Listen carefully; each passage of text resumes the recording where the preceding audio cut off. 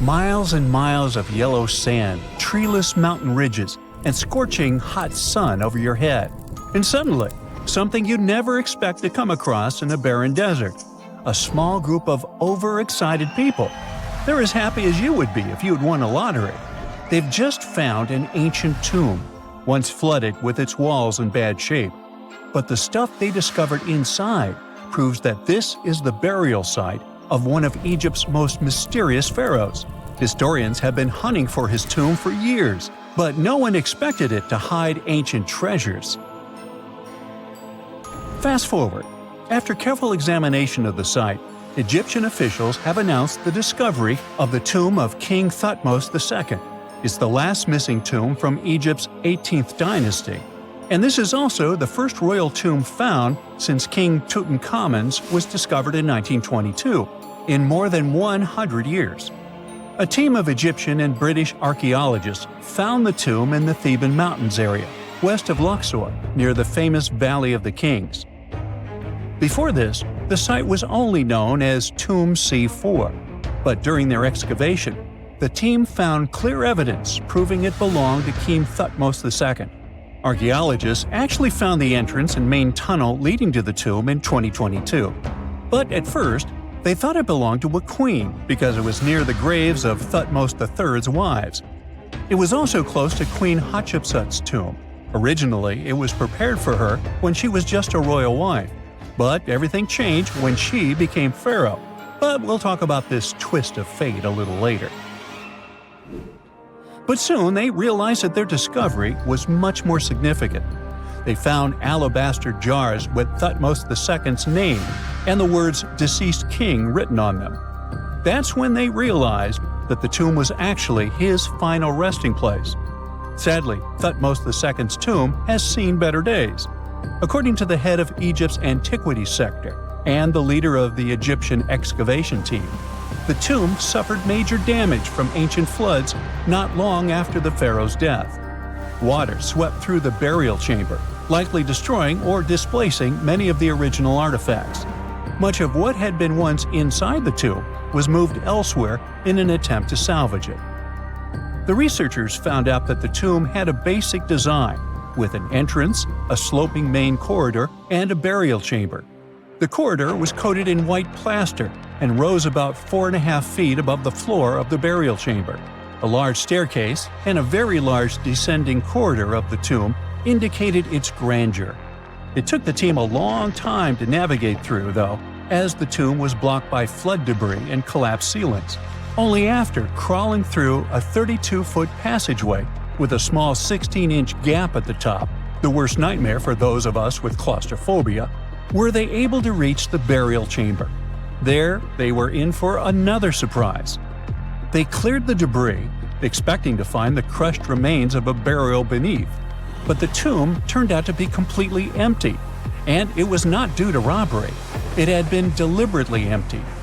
The researchers soon realized that the tomb had been flooded since it had been built underneath a waterfall.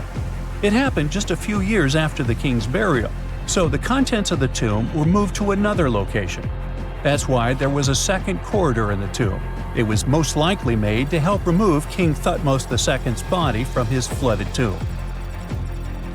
Despite the damage, the excavation team made some really exciting discoveries. They found traces of mortar decorated with blue inscriptions, yellow stars, and fragments from the Book of Amduat, one of the most significant funerary texts in ancient Egypt. The book was meant to guide the deceased through the underworld, ensuring a safe journey to the afterlife. Now, how about we sneak a peek at ancient Egypt's 18th dynasty? It was all about conquering lands, expanding the empire, and building jaw-dropping monuments. Some of the biggest names from that era, Thutmose I and Thutmose III, both legendary warrior kings who left their mark in history. Thutmose I was a fierce fighter who led major military campaigns, pushing Egypt's border further south than ever before, all the way to the fourth cataract of the Nile. His victories gave Egypt access to new trade routes, stronger political ties, and more wealth. His conquests were so significant that they were recorded in the tombs of his top officials. Thutmose III, sometimes called Thutmose the Great, took things even further. He was not only an incredible military strategist, but also the commander of Pharaoh Hatshepsut's armies before becoming king himself. He led between 17 and 20 military campaigns, winning every single one and expanding Egypt's empire to its peak. He even created the world's first navy. Thutmose III is often remembered as Egypt's greatest warrior pharaoh. And sandwiched between these two powerhouses was Thutmose II, a pharaoh who doesn't get nearly as much attention. Hey, the middle child, right? His reign lasted only about 5 years before he passed away at around age 30 in 1479 BCE. He is kind of a mystery. No one really knows what he accomplished. For the longest time, even the location of his burial site was totally unknown. His body was actually found in the 19th century. It was just lying around in the mortuary temple of Deir el-Bahari, in a secret chamber where priests used to hide royal mummies centuries after their original tombs were looted by grave robbers. In other words, Thutmose II's body must have been moved from his original resting place at some point in history to protect it. During his lifetime, Thutmose II made at least one major impact on Egyptian history. He married his half-sister Hatshepsut. That might not sound like a big deal, but it helped her become Egypt's greatest female pharaoh after he passed. The catch? She kept her stepson, Thutmose III, off the throne for decades. When he finally took power, he erased her name from history out of spite. And still, Hatshepsut is one of Egypt's greatest pharaohs, no matter if you're talking about a man or a woman. She brought a lot of wealth and art to Egypt. She led a big trading trip to a place called Punt, where she brought back things like gold, ebony, and incense. She also made sure her name lasted by building amazing structures that we can still see today. At Karnak, she added huge obelisks. One of them is still standing tall. She also was the one to build the Temple of Deir el-Bahari with its countless columns. She was buried there. Interestingly, Hatshepsut was often shown in art as a man, with muscles and a beard, like how pharaohs were usually depicted. But she made sure there was always something in the artwork that reminded people she was a woman, like calling herself Daughter of Re, or His Majesty herself. When she passed away in 1458 BCE, Egypt wouldn't have a female ruler as powerful as her until Cleopatra, about 1400 years later. According to Egypt's Supreme Council of Antiquities Secretary General, isn't that a mouthful? Hatshepsut's name actually appears in Thutmose II's tomb, meaning she might have even handled his burial. As for their final resting places, well, Hatshepsut was buried in the Valley of the Kings, and Thutmose II's mummy is now in the National Museum of Egyptian Civilization, alongside other ancient Egyptian rulers. It gives visitors a rare chance to see the remains of a nearly forgotten pharaoh. Now, experts consider the discovery of his tomb to be one of the most significant in recent years.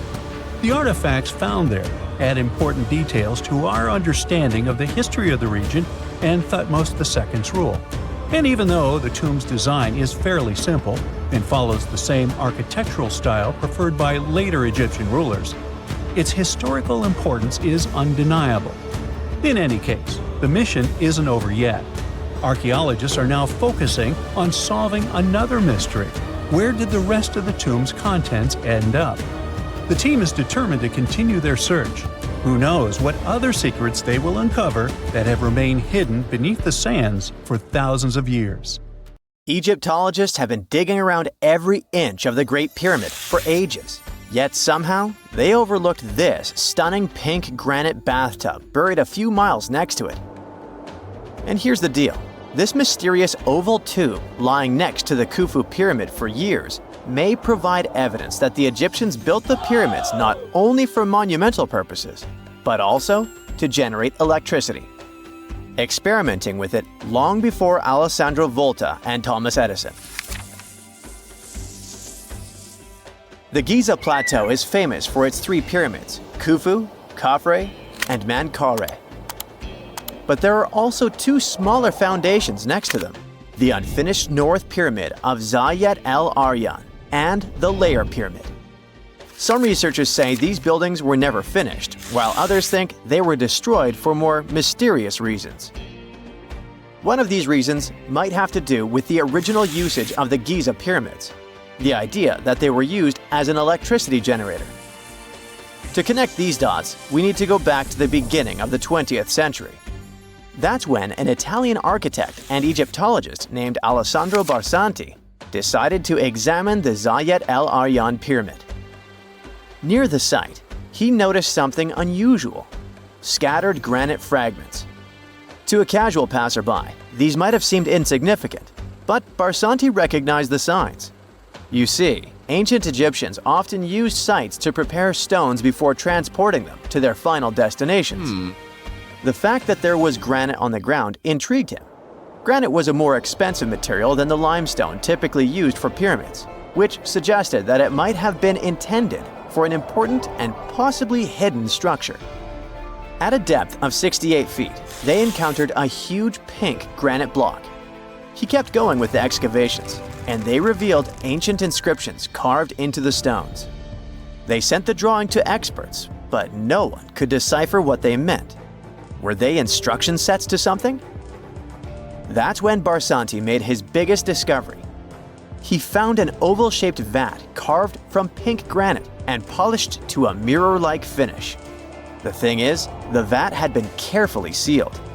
When they opened it, they found a thin black residue along the walls. I'm thinking something in the lines of a black oily substance. This discovery raised many questions for him. It didn't make sense to him that ancient Egyptians would go above and beyond to seal and protect this strange vat. By 1911, Barsanti had to abandon his effort to figure out what was the deal with that mysterious pit. But his findings intrigued researchers all over the world, and they've got their own opinions about it. One of these modern theories suggests that the other pyramids could have been used as a part of a bigger whole. It suggests that the Khufu pyramid was actually used as a water pump designed to irrigate the desert area. Apparently, the pyramid's internal chambers would function as a hydraulic system. In the 1990s, an engineer took this theory seriously and studied the pyramid's subterranean chamber. Surprisingly, he found actual signs of water damage. Apparently, the pyramid generated powerful compression waves, aka pulses, that could create electricity. This raised an important question. Could the ancient Egyptians have used the pyramids as a generator in order to produce electricity? On paper, that was proven to be possible.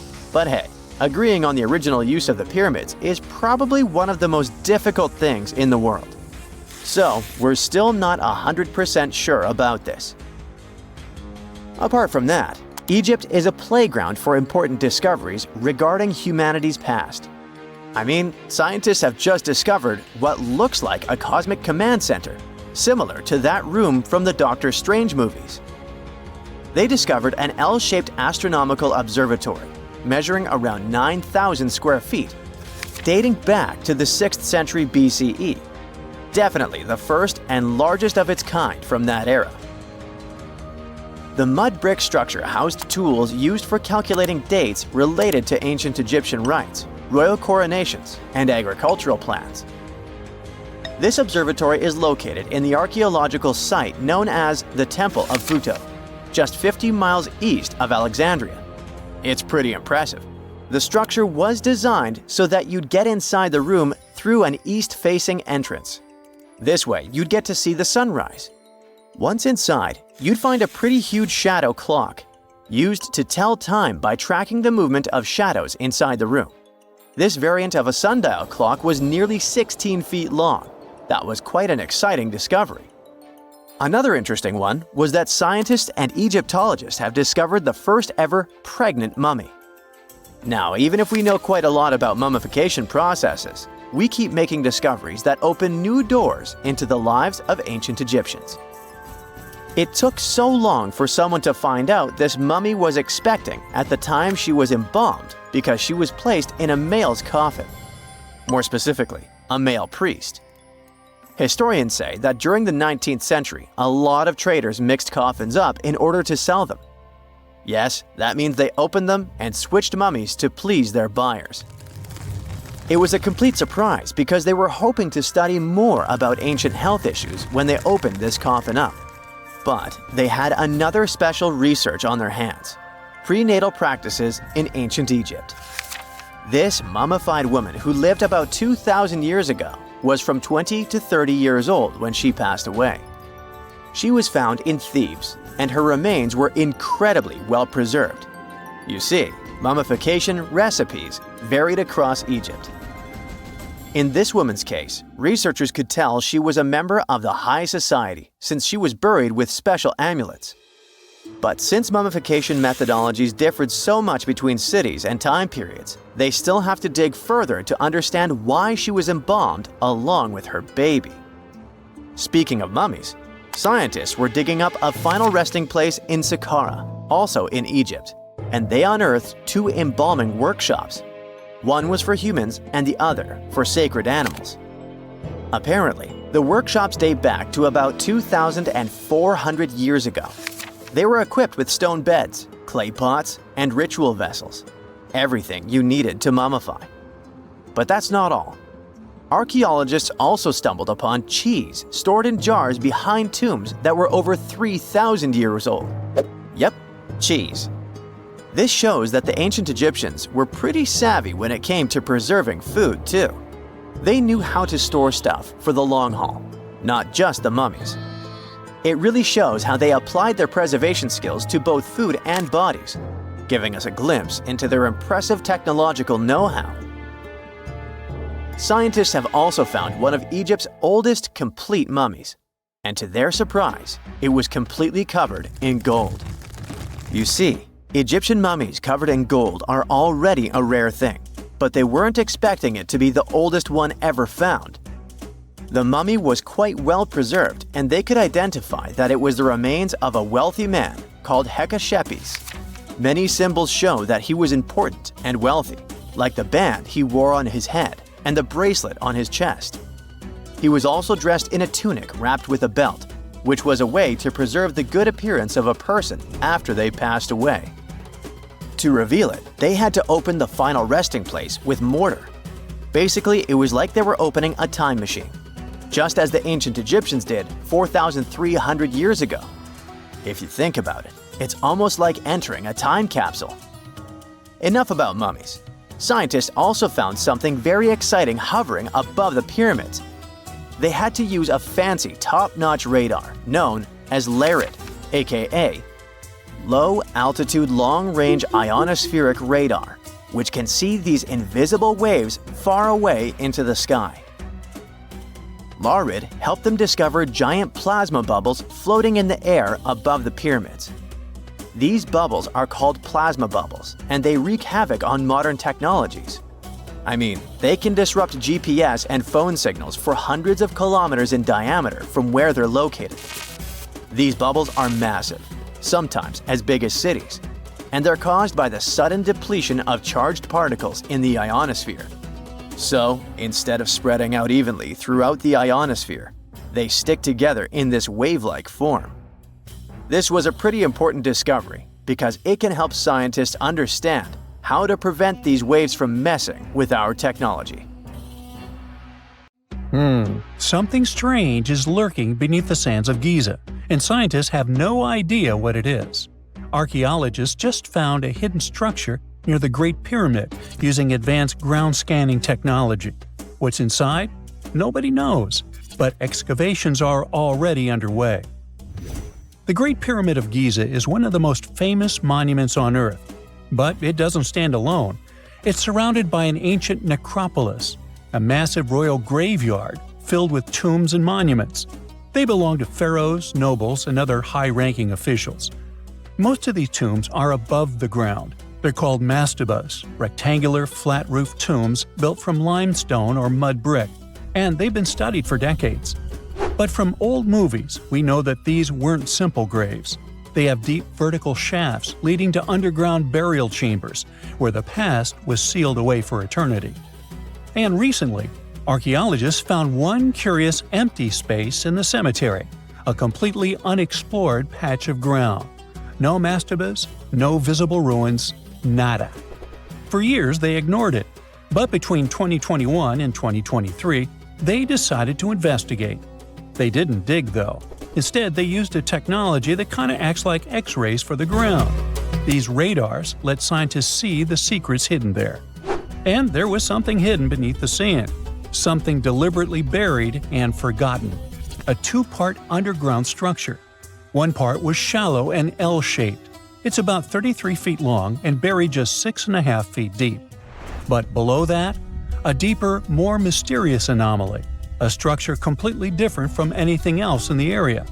They called it a highly resistive anomaly, which means it's dense and solid, likely made of stone, sand, or even metal. And still, no one has a clue what's inside it. Now, it's clear that humans made the L shape. It wasn't formed by nature. And the shallower structure might have been an entrance to whatever is hidden below. But they only have some theories about what might be hidden there. It's also filled with sand and gravel. It was probably deliberately backfilled after its construction, perhaps to preserve this. Why? Well, we don't know yet. The archaeological team will need to excavate to understand what exactly this thing was and why it was built. The first guess is a lost burial chamber. Many tombs in Giza have underground burial sites, but most have clear surface markers. This one, for some reason, has nothing, but it could be one of them. The second guess is an ancient offering chapel. Egyptologists know that some chapels were built in this shape, but usually they were above ground, not buried like this. And finally, it might be something we've never seen before. If this turns out to be a new type of structure, it could rewrite what we know about the burials of pharaohs. The only way to know for sure is to dig it up. And that's exactly what's happening right now. Excavations are already underway. Archaeologists are racing against time to uncover the truth.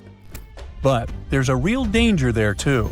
Giza's fragile ancient structures need to be handled carefully. Otherwise, they could be damaged beyond repair. So all we can do is wait for the truth. Now, these tombs always held fascinating mysteries. Unfortunately, we'll never learn tons of these mysteries because of some relentless tomb robbers. Egyptian tombs were built to guard the bodies for eternity. But that absolutely didn't stop people from breaking in and stealing everything valuable inside. They've been bothering these ancient sites for thousands of years, starting way back in Pharaoh's times. Many of the most famous tombs, including those in Giza, Saqqara, and the Valley of the Kings, were looted. It was a common practice in ancient Egypt. And they were serious about this whole thing. They dug secret tunnels to bypass traps and walls, bribed or threatened tomb workers to get inside knowledge, cracked open sarcophagi to grab gold, jewelry, and artifacts. And by the time modern archaeologists got to most of these tombs, they had already been picked clean. The reigning pharaohs got tired of this infuriating nonsense. The Valley of the Kings, the famous burial ground of Egyptian royalty, was supposed to be the ultimate safe zone. Tombs were built deep underground, hidden in the desert. Passages were sealed with giant stone blocks. False doors and traps were added to confuse thieves. Even curses were written on the walls, warnings of horrible endings for anyone who dared to disturb the tomb, which is exactly where we got all those horror stories about mummies from. Spoiler alert, none of it worked. Most tombs in the Valley of the Kings were fully robbed within 100 years of being sealed. Even King Tutankhamun's tomb, one of the most famous in history, was broken into twice in ancient times. Some of them decided to try and fight back. The New Kingdom rulers built hidden unmarked tombs in a way that should have prevented the looters from finding them, but didn't work. Some pharaohs, like Ramses II, were moved in secret to prevent their bodies from being stolen. Nope, didn't matter. The grave robbers always won. That's because tomb raiders weren't just random thieves. They were skilled, organized, and well-connected. They knew exactly where to look. Many were the ones who had built these sites in the first place, and they knew where the entrances were. If they couldn't smash through the doors, they'd dig through the walls, floors, and even ceilings to break inside. They also worked fast. often within a few years after the tombs were sealed, before anyone forgot where the valuable stuff was. The Khufu's pyramid, the one that's next to this newly discovered structure, was looted long before modern times. The one thing left inside when explorers got there? An empty granite box where the sarcophagus used to be. Unfortunately, it's not just about gold. History itself gets stolen during these raids. Ancient Egyptians wrote detailed records of what exactly and where they buried. So when archaeologists compare these lists to what's found, they can see what's missing, which is often everything valuable. Most artifacts don't end up in museums. They just disappear into private collections, where they can never be studied again. Which is, of course, completely unfair. In fact, a few countries have had enough and started passing laws to take historical artifacts back from private collectors. In Italy, if you own an ancient Roman artifact, you must prove you got it legally. China is actively hunting down stolen artifacts, and they must find ways to retrieve it back from the Western collectors. In Egypt, they passed new laws making it illegal for private citizens to own any ancient Egyptian artifacts at all. Other countries, like the US, the UK, Germany, or Switzerland, are completely fine with rich guys owning their history. The British Museum is built on looted things. European empires invaded half the planet and took whatever they wanted back home. Their museums are often full of such stolen artifacts, and unfortunately, they refuse to give most of them back. For example, the Rosetta Stone. It was taken from Egypt by Napoleon's army, then stolen again by the British after they beat the French. Egypt has been demanding to return for years, but they still can't get it back. Or the Parthenon marbles. These magnificent massive Greek structures were taken from the Parthenon in Athens by a British lord in the 19th century. Greece has been begging for them back ever since, but the UK doesn't feel like it. Not to mention tons of Mesoamerican artifacts, scattered in various museums across the world. European explorers raided Mayan and Aztec temples, took statues, jewelry, and sacred objects, and now Mexico is fighting to get them back. Well, wouldn't it be surprising even if this mysterious underground chamber has somehow been looted already? But if it's a newly found place, could it be one of the few that escaped the hands of grave robbers? Could there still be ancient artifacts, untouched for 4,500 years? We can only hope that those guys didn't get there first.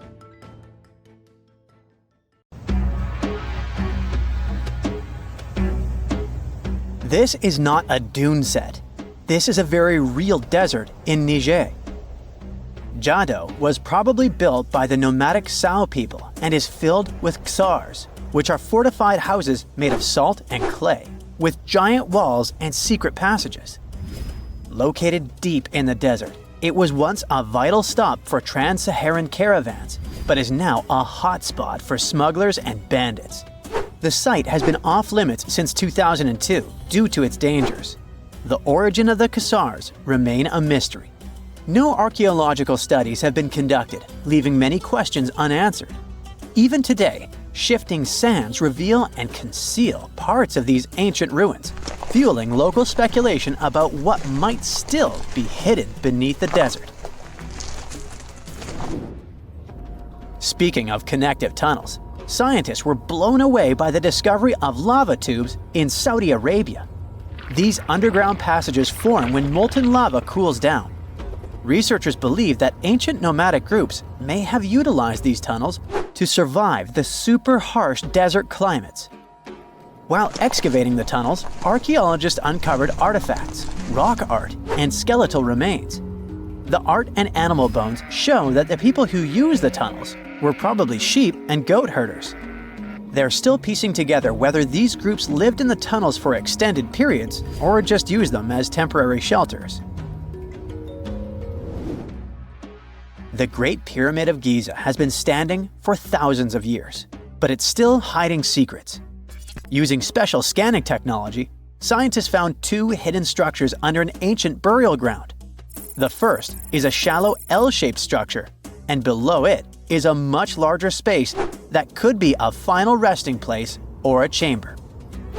the smaller structure was filled with sand on purpose, while the deeper one might be an empty chamber. Experts believe the two are connected, possibly as an entrance leading to a secret chamber. This is big news because it might give us some more insight into who built the pyramids and why. The world is full of ancient writing, but some messages refuse to give up their secrets, like the mystery of the Bashplemi tablet. This unusual stone, pulled from a lake in Georgia, is covered in symbols no one can read. Even with modern technology, experts are completely stumped. The tablet is about the size of a book, with 60 symbols carefully carved into its surface, but 39 of them don't match any known language. Some resemble scripts from ancient civilizations in the Middle East, India, and Egypt, but none are an exact match.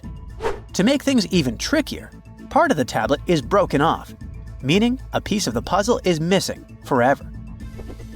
To rule out a hoax, scientists studied the tablet closely. They confirmed it's made of vesicular basalt, an extremely tough local rock. Whoever carved these symbols must have been really skilled. Based on similar archaeological finds, experts believe the tablet could date back thousands of years, possibly to the late Bronze or early Iron Age. Some symbols repeat, which could mean they're numbers. Maybe it's an inventory list, a record of battles, or even an offering to the deities.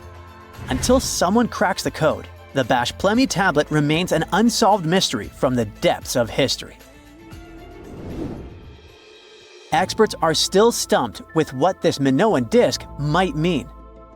The Phaistos disc is one of the most mysterious finds from the Minoan civilization.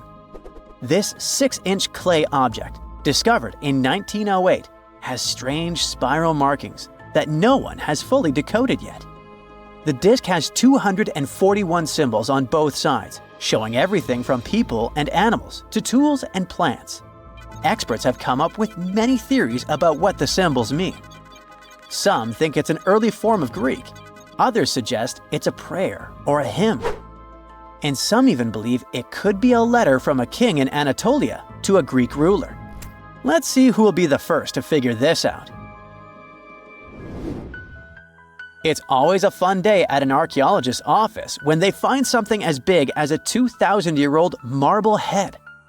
A French archaeologist mission went digging inside an old medieval house near Alexandria in Egypt and found a statue's head depicting an old, possibly ill man. This statue dates from the last Egyptian dynasty before it became part of the Roman Empire, and the site where it was found is associated with the likes of Cleopatra and Mark Antony. For archaeologists, even the smallest finds at this site means a lot. You've heard of Lucy, right? The Australopithecus that was an early ancestor for us humans. Well, scientists found some of her species' footprints somewhere in Tanzania. The so-called Laetoli footprints are over 3 million years old. The trail stretched 88 feet and has about 70 footprints, left behind when a bunch of early humans walked across some wet volcanic ash. What's cool is that these early humans were already walking on 2 feet, like us, not all hunched over like apes. The close spacing of the prints shows they probably had short legs and a shorter stride than we do today. In an ancient Egyptian temple, archaeologists uncovered a shrine unlike any other, a place dedicated to falcons and 2 mysterious deities. One deity had a falcon's head, while the other wore a crown with a sun disk and cow horns. But the most baffling discovery was an inscription that read, "It is improper to boil a head in here." At the heart of the shrine, there are 15 headless falcons carefully arranged on a pedestal, likely as offerings to the falcon-headed deity. One theory suggests the birds were boiled first, perhaps to pluck their feathers, before being placed in the shrine, following the strange rule carved into stone. Archaeologists also found a 13-inch iron harpoon nearby. Its true purpose remains unknown, although the shrine also held remains of fish, mammals, and bird eggs. suggesting that the rituals may have included feasting. And speaking of ancient Egypt, meet Hathor. Scientists named her after the ancient Egyptian deity of motherhood, music, and singing. This wooden statue, housed at the Metropolitan Museum of Art, was thought to be just a beautiful artifact until a surprising secret was uncovered. Using an X-ray machine, experts found a mechanical operating system inside it, with pulleys and axles connecting her shoulder to her left leg. When activated, the system made her hand raise and lower, an engineering marvel from over 3,000 years ago. The statue was created during Egypt's Middle Kingdom, around 1800 BCE, and is often compared to 19th century automata due to its advanced design. It's believed the statue was used in religious ceremonies, symbolizing Hathor's role in dance and music. An unexpected discovery happened in northern Kuwait, where a Kuwaiti-Polish team uncovered a mysterious 7,500-year-old statue. The statue features an elongated skull, no mouth, narrow eyes, and a flattened nose. This feature is thought to be an Ophidian figurine, named after the Greek word for snake, and it was likely made by the Ubaid culture, a civilization known for their pottery skills. While no one knows exactly what role this weird statue played, it might have been linked to rituals or symbolic practices. Some scientists think these figurines, found in homes or final resting places, were tied to important cultural beliefs. We couldn't mention unresolved mysteries of this world without speaking about these elongated skulls. In the deserts of Peru, researchers uncovered 5 ancient skeletons, 2 with unnaturally elongated skulls. While head shaping was common in many cultures, these skulls defy explanation. Local legends tell tales of the so-called gentiles, a mysterious race banished underground by the powerful deities. Some say this is what the skulls represent. Others think this is some type of genetic anomaly, which was confirmed after finding an infant skull, too large to be artificially shaped. Hey, you've heard of Stonehenge? Of course you have. Big rocks mysteriously mounted in circles on a plain in England by, somebody. But what if England's Stonehenge is only a replica of another monument, and its builders just crossed the Atlantic and copied what someone had already done elsewhere? Well, it turns out researchers found another Stonehenge underneath the waters of Lake Michigan. This lake is a hotspot for woo-woo unexplained things. A bunch of disappearances, plane crashes, and now this, an ancient underwater monument that looks strangely enough like Stonehenge. We couldn't help ourselves and needed to dive deep into this story. A ring of massive stones, arranged in a way that felt all too familiar. They saw 2 circles, an outer one and an inner one, sitting 40 feet below the surface. But this wasn't just a random pile of rocks. These stones had been placed there purposefully by human hands. And by doing some further research, they discovered that they were staring at a structure that's over 9,000 years old. Think about it. This Stonehenge beneath Lake Michigan predates the pyramids. It predates Stonehenge itself by about 4,000 years. All of this information was enough to startle scientists at Northwestern Michigan University. But that was before they found this out. One of the stones had a carving, a faint but clear petroglyph of a mastodon.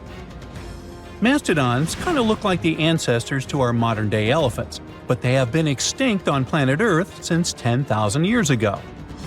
So, whoever built this underwater Stonehenge needed to be alive at the same time these creatures roamed our planet. This discovery raised many questions among scientists. I mean, why on earth would they go through all this trouble to lay rocks at the bottom of a lake? Well, first things first. Scientists believe that Lake Michigan had much less water back then than it does now. Second, it could have something to do with ancestral practices of First Nation people. There's one theory from a professor of the University of Michigan. He suggested that the stones formed a kind of prehistoric hunting trap. He believes that early hunters used the circular formation as a drive lane to herd large animals like the mastodons from the rock carvings we were just talking about. Once they got these huge animals into a tighter circle, they could be more easily hunted. But not everyone's convinced by this theory. Some believe the circle probably had a deeper spiritual purpose. According to local Native American tribes, like the Anishinaabe, stones are more than just rocks. They're living beings. They hold spiritual energy and represent a connection to the earth and all living creatures. An elder from the Anishinaabe community even suggested that these stones are sacred, placed there by their ancestors to honor the land and its creatures. Scientists are trying to study the stone formation in depth, like about 40 feet. But that's the problem, actually. The fact that it's underwater makes it super difficult, since they don't have the best technology. Traditional archaeological tools don't work as well when everything is submerged, but promising new technologies like stereophotogrammetry, which literally means making 3D models of a site, are helping scientists study the stone circle more closely. Still, research is slow and expensive, so it's hard to know when this mystery will come to a close. As we said, Lake Michigan is a hot spot for unexplained phenomena. Its lakebed is filled with shipwrecks, such as the Thomas Hume, a sturdy American schooner. It also collects debris from airplanes that have suddenly gone missing while flying the area, such as Northwest Airlines Flight 2501 that disappeared in the 1950s. Some people even call the area the Lake Michigan Triangle, suggesting paranormal activities like what happens in the Bermuda Triangle might be going on. The lake spans over 22,000 square miles, which means it's almost two-thirds the size of the country of Ireland. In 2024, scientists were able to access another one of Lake Michigan's mysteries, the wreck of the Margaret A. Muir schooner. This 130-foot-long sailing ship sank over 130 years ago. The discovery was announced just recently by the Wisconsin Underwater Archaeological Association, the WUAA, whose team found the shipwreck sitting 50 feet below the surface just off the shores of Algoma, Wisconsin. Built in 1872, the Margaret A. Muir was a three-masted schooner built to carry heavy cargo across the Great Lakes. Her final voyage started out as a routine trip. Loaded with bulk salt, the ship left Bay City, Michigan, heading for South Chicago, Illinois. But on September 30th, 1893, things took a bad turn. Just as the Muir approached the town of Annapolis, now known as Algoma, a sudden storm hit. The ship began taking on water fast. The captain of the boat ordered his crew to abandon ship, and thankfully, they all made it to shore safely.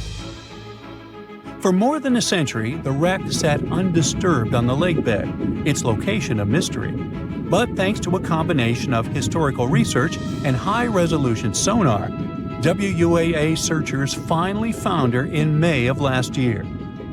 The wreck is remarkably well preserved, with parts of the deck and gear still visible.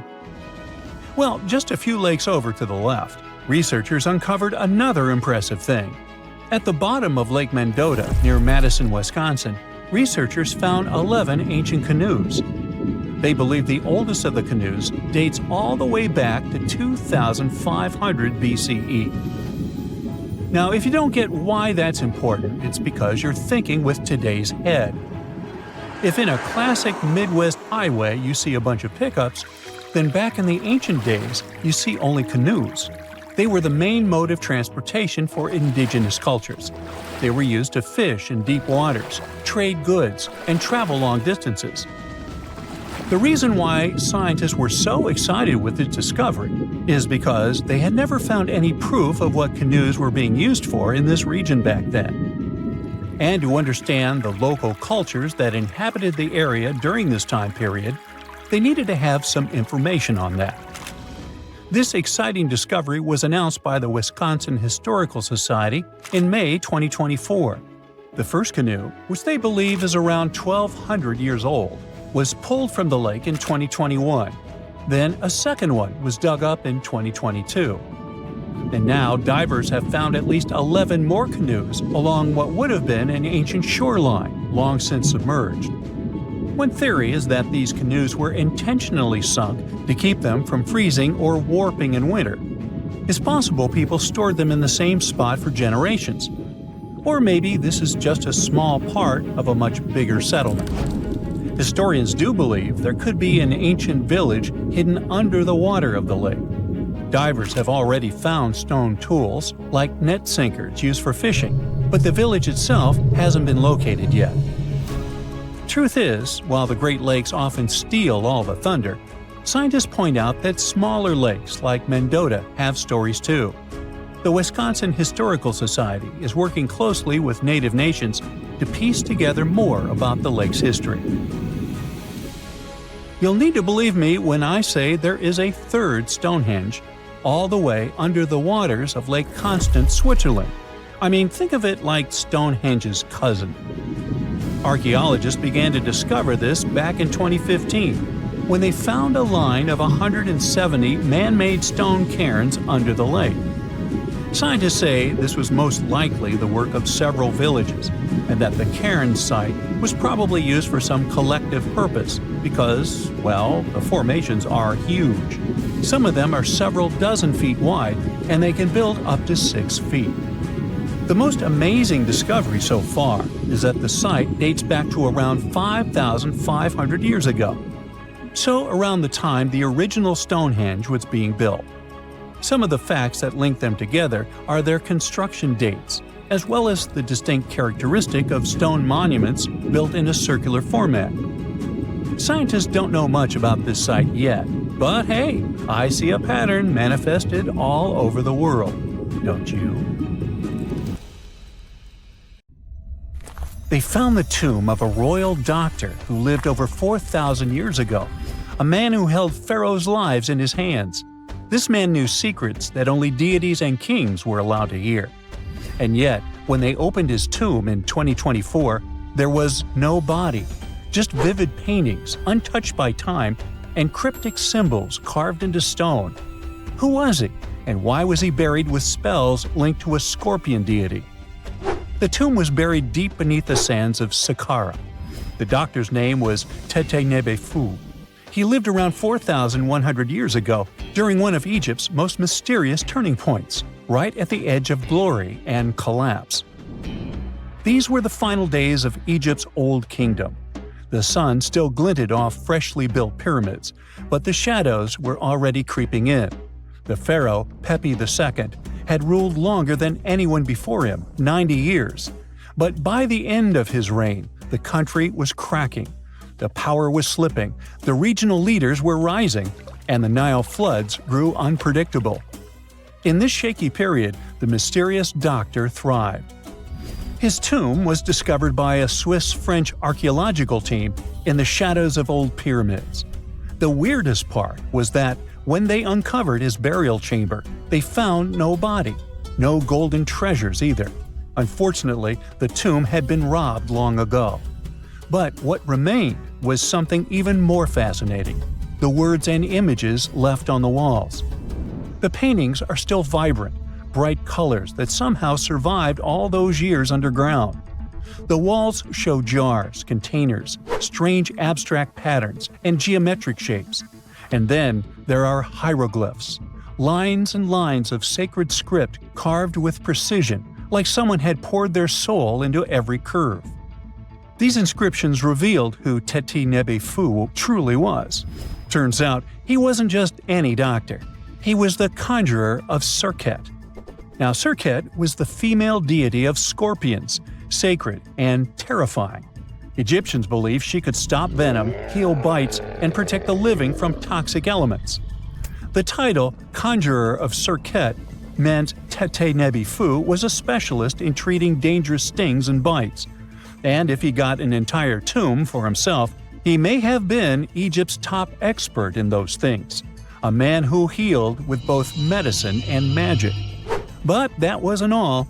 He also held the title Director of Medicinal Plants, a title seen only once before in all of ancient Egypt. That means he knew the healing power of herbs, roots, and oils like no one else. Now you might wonder what plants in a huge land of sand, but in reality, ancient Egyptians used herbal medicine that would hold up in some labs today.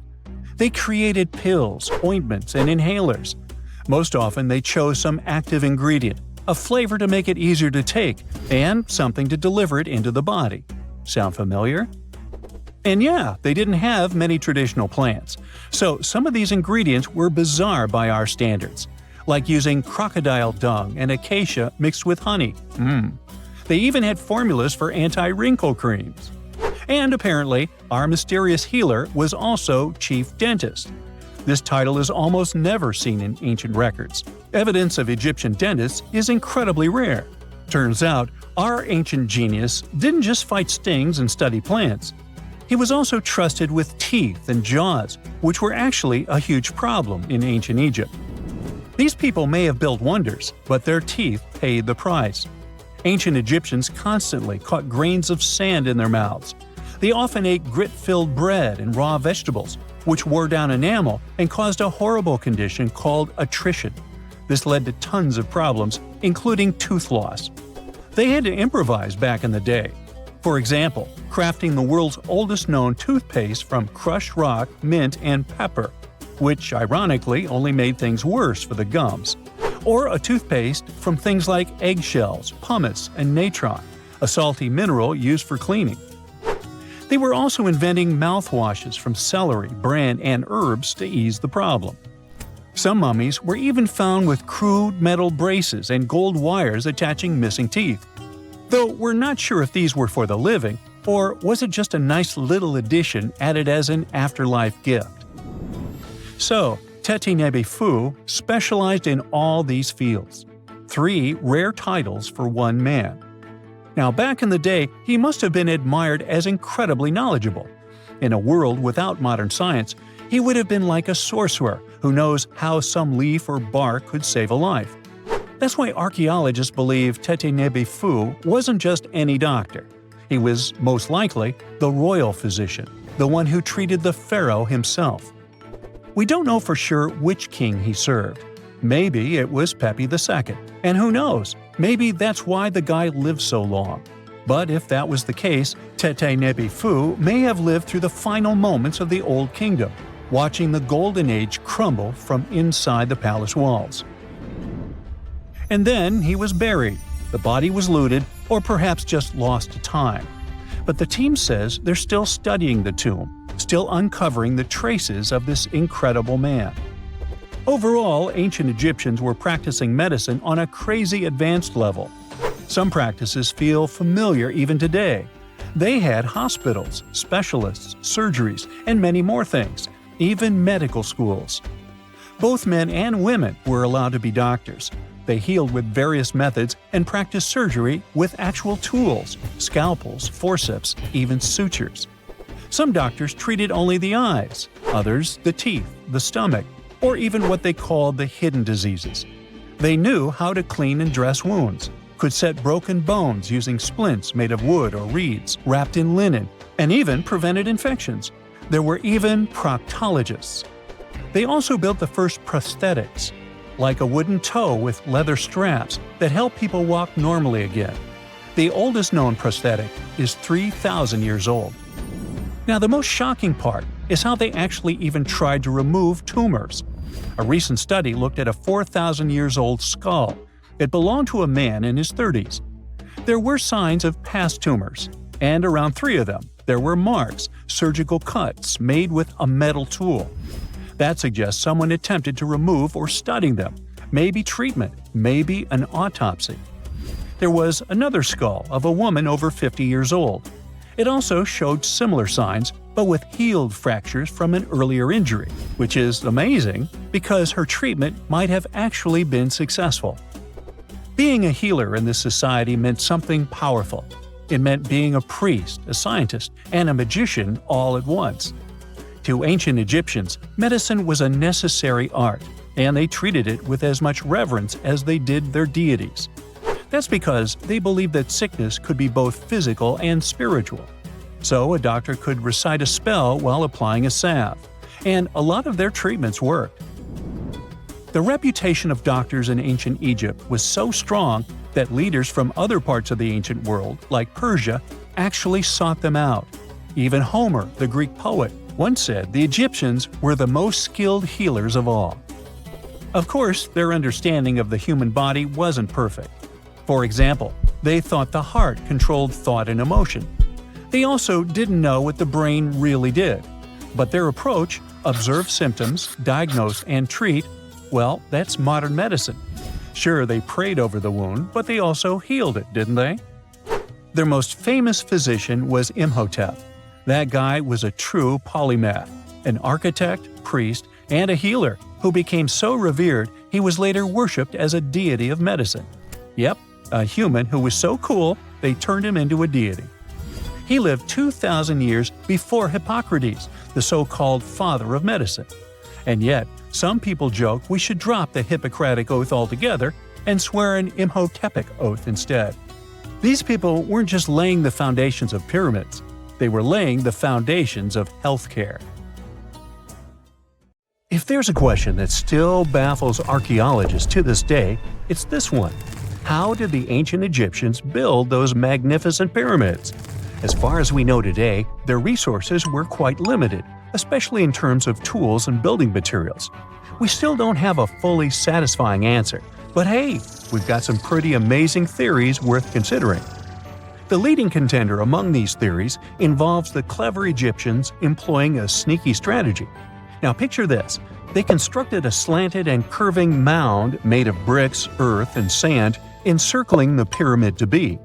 As the pyramid grew taller and taller, they simply increased the height and length of this wacky structure. It's like they were playing an ancient game of Jenga. Now, how did they get those massive stone blocks up there? Well, according to the legendary ancient Greek historian Herodotus, they used sleds, rollers, and levers. It sounds like they turned construction into a supersized game of tug-of-war. And guess what? Herodotus also claimed that the Great Pyramid, you know, the one from Giza, the granddaddy of them all, took a whopping 20 years to build. There's more. Herodotus also dropped a mind-boggling number on us. 100,000 men were supposedly involved in this pyramid extravaganza. Did they hire the entire Egyptian population? Well, it might not be as far-fetched as it sounds. These men were probably mostly farmers, so they probably focused on the pyramids when there wasn't much work to be done in the fields. You know, like during the flood season of the Nile River. Obviously, specialists in the archaeological community had something to add to this theory. By the late 20th century, they discovered some evidence that suggests the workforce might have been smaller and more permanent than previously thought. Instead of a massive army of 100,000 pyramid builders, they proposed that a modest crew of around 20,000 workers, accompanied by support personnel like bakers, physicians, and even spiritual leaders, could have gotten the job done. There was also this theory that claimed that the pyramids were actually built from the top downward. It suggested that these colossal structures were nothing more than isolated hills used as quarries. The stones were supposedly drawn from these hills, and over time, competing engineers took charge and transformed them into the iconic pyramids we know today. Now, before you dismiss this theory as a wild fantasy, some folks thought it wasn't completely crazy. After all, there are instances where isolated hills exist, so maybe this theory had a tiny glimmer of truth. Whether it involved ramp building or ingenious work schedules, one thing is clear. Those pyramids have definitely left their mark on history and on our imaginations. Now, speaking of ancient Egyptian mysteries, there's this gigantic unfinished obelisk sitting in ancient Egypt, and scientists are trying to figure out how it was shaped. Now, some people suggest that our industrious ancestors used handheld pounders to get the job done. One expert has a different take on the matter, though.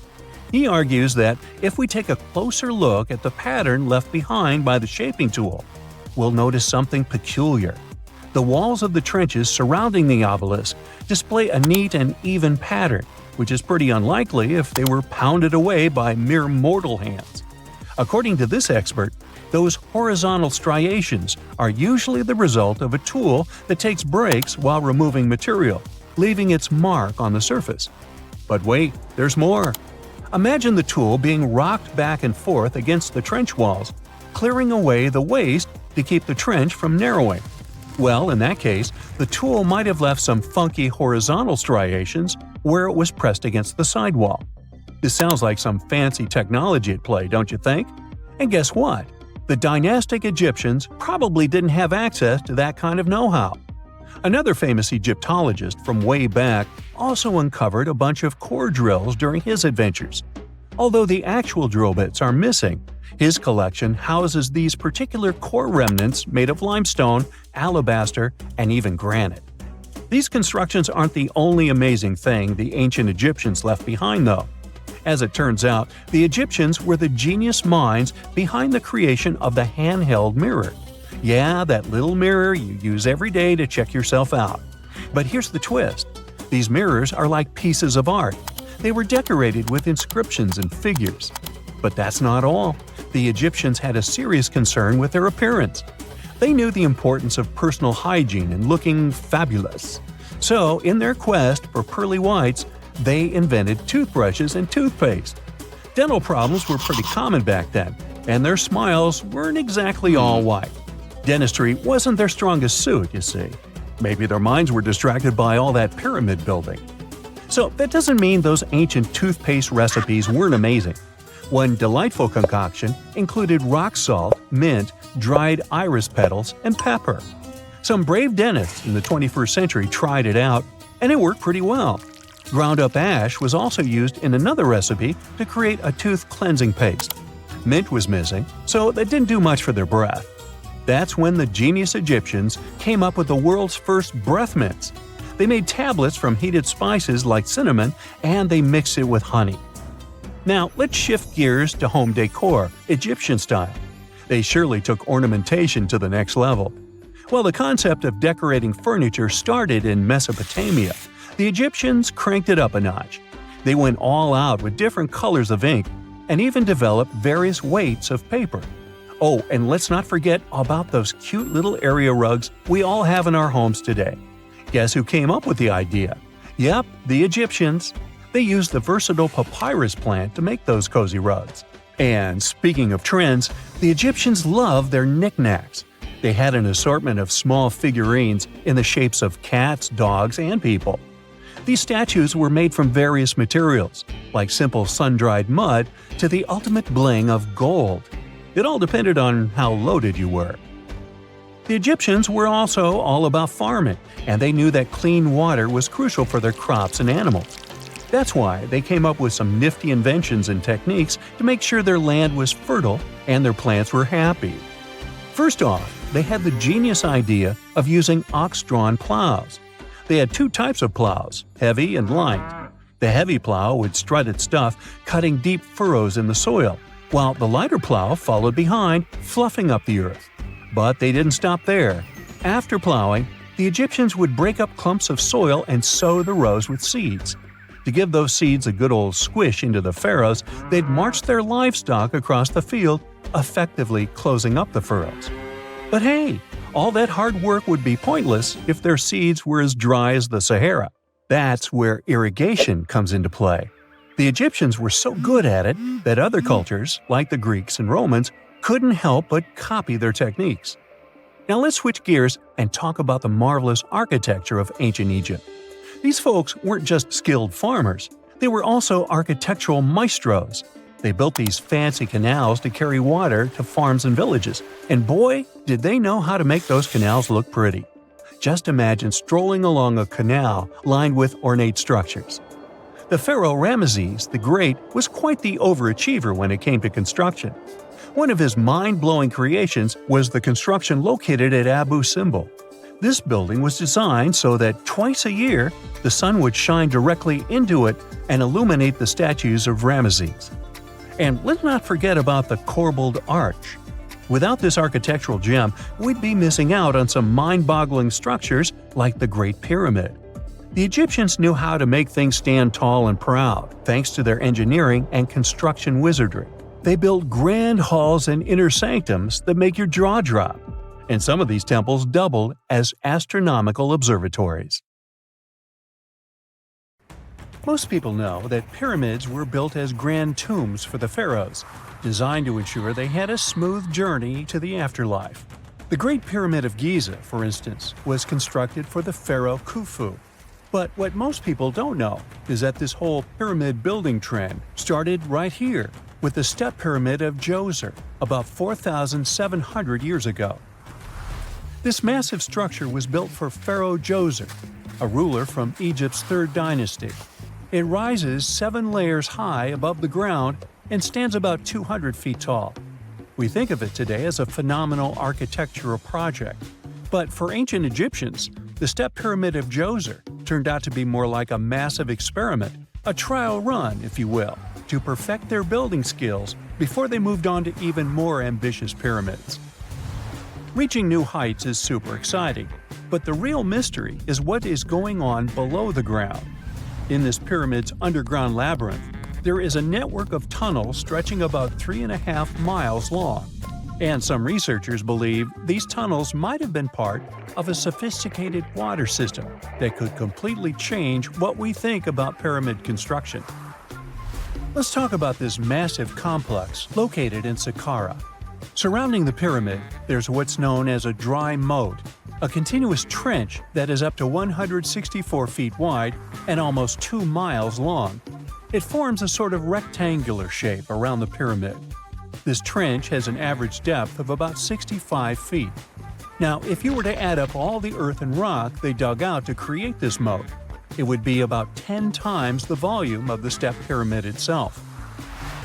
For the longest time, people just assumed this trench was nothing more than a huge quarry, a place where they dug up stone and clay to build the step pyramid. Makes sense, right?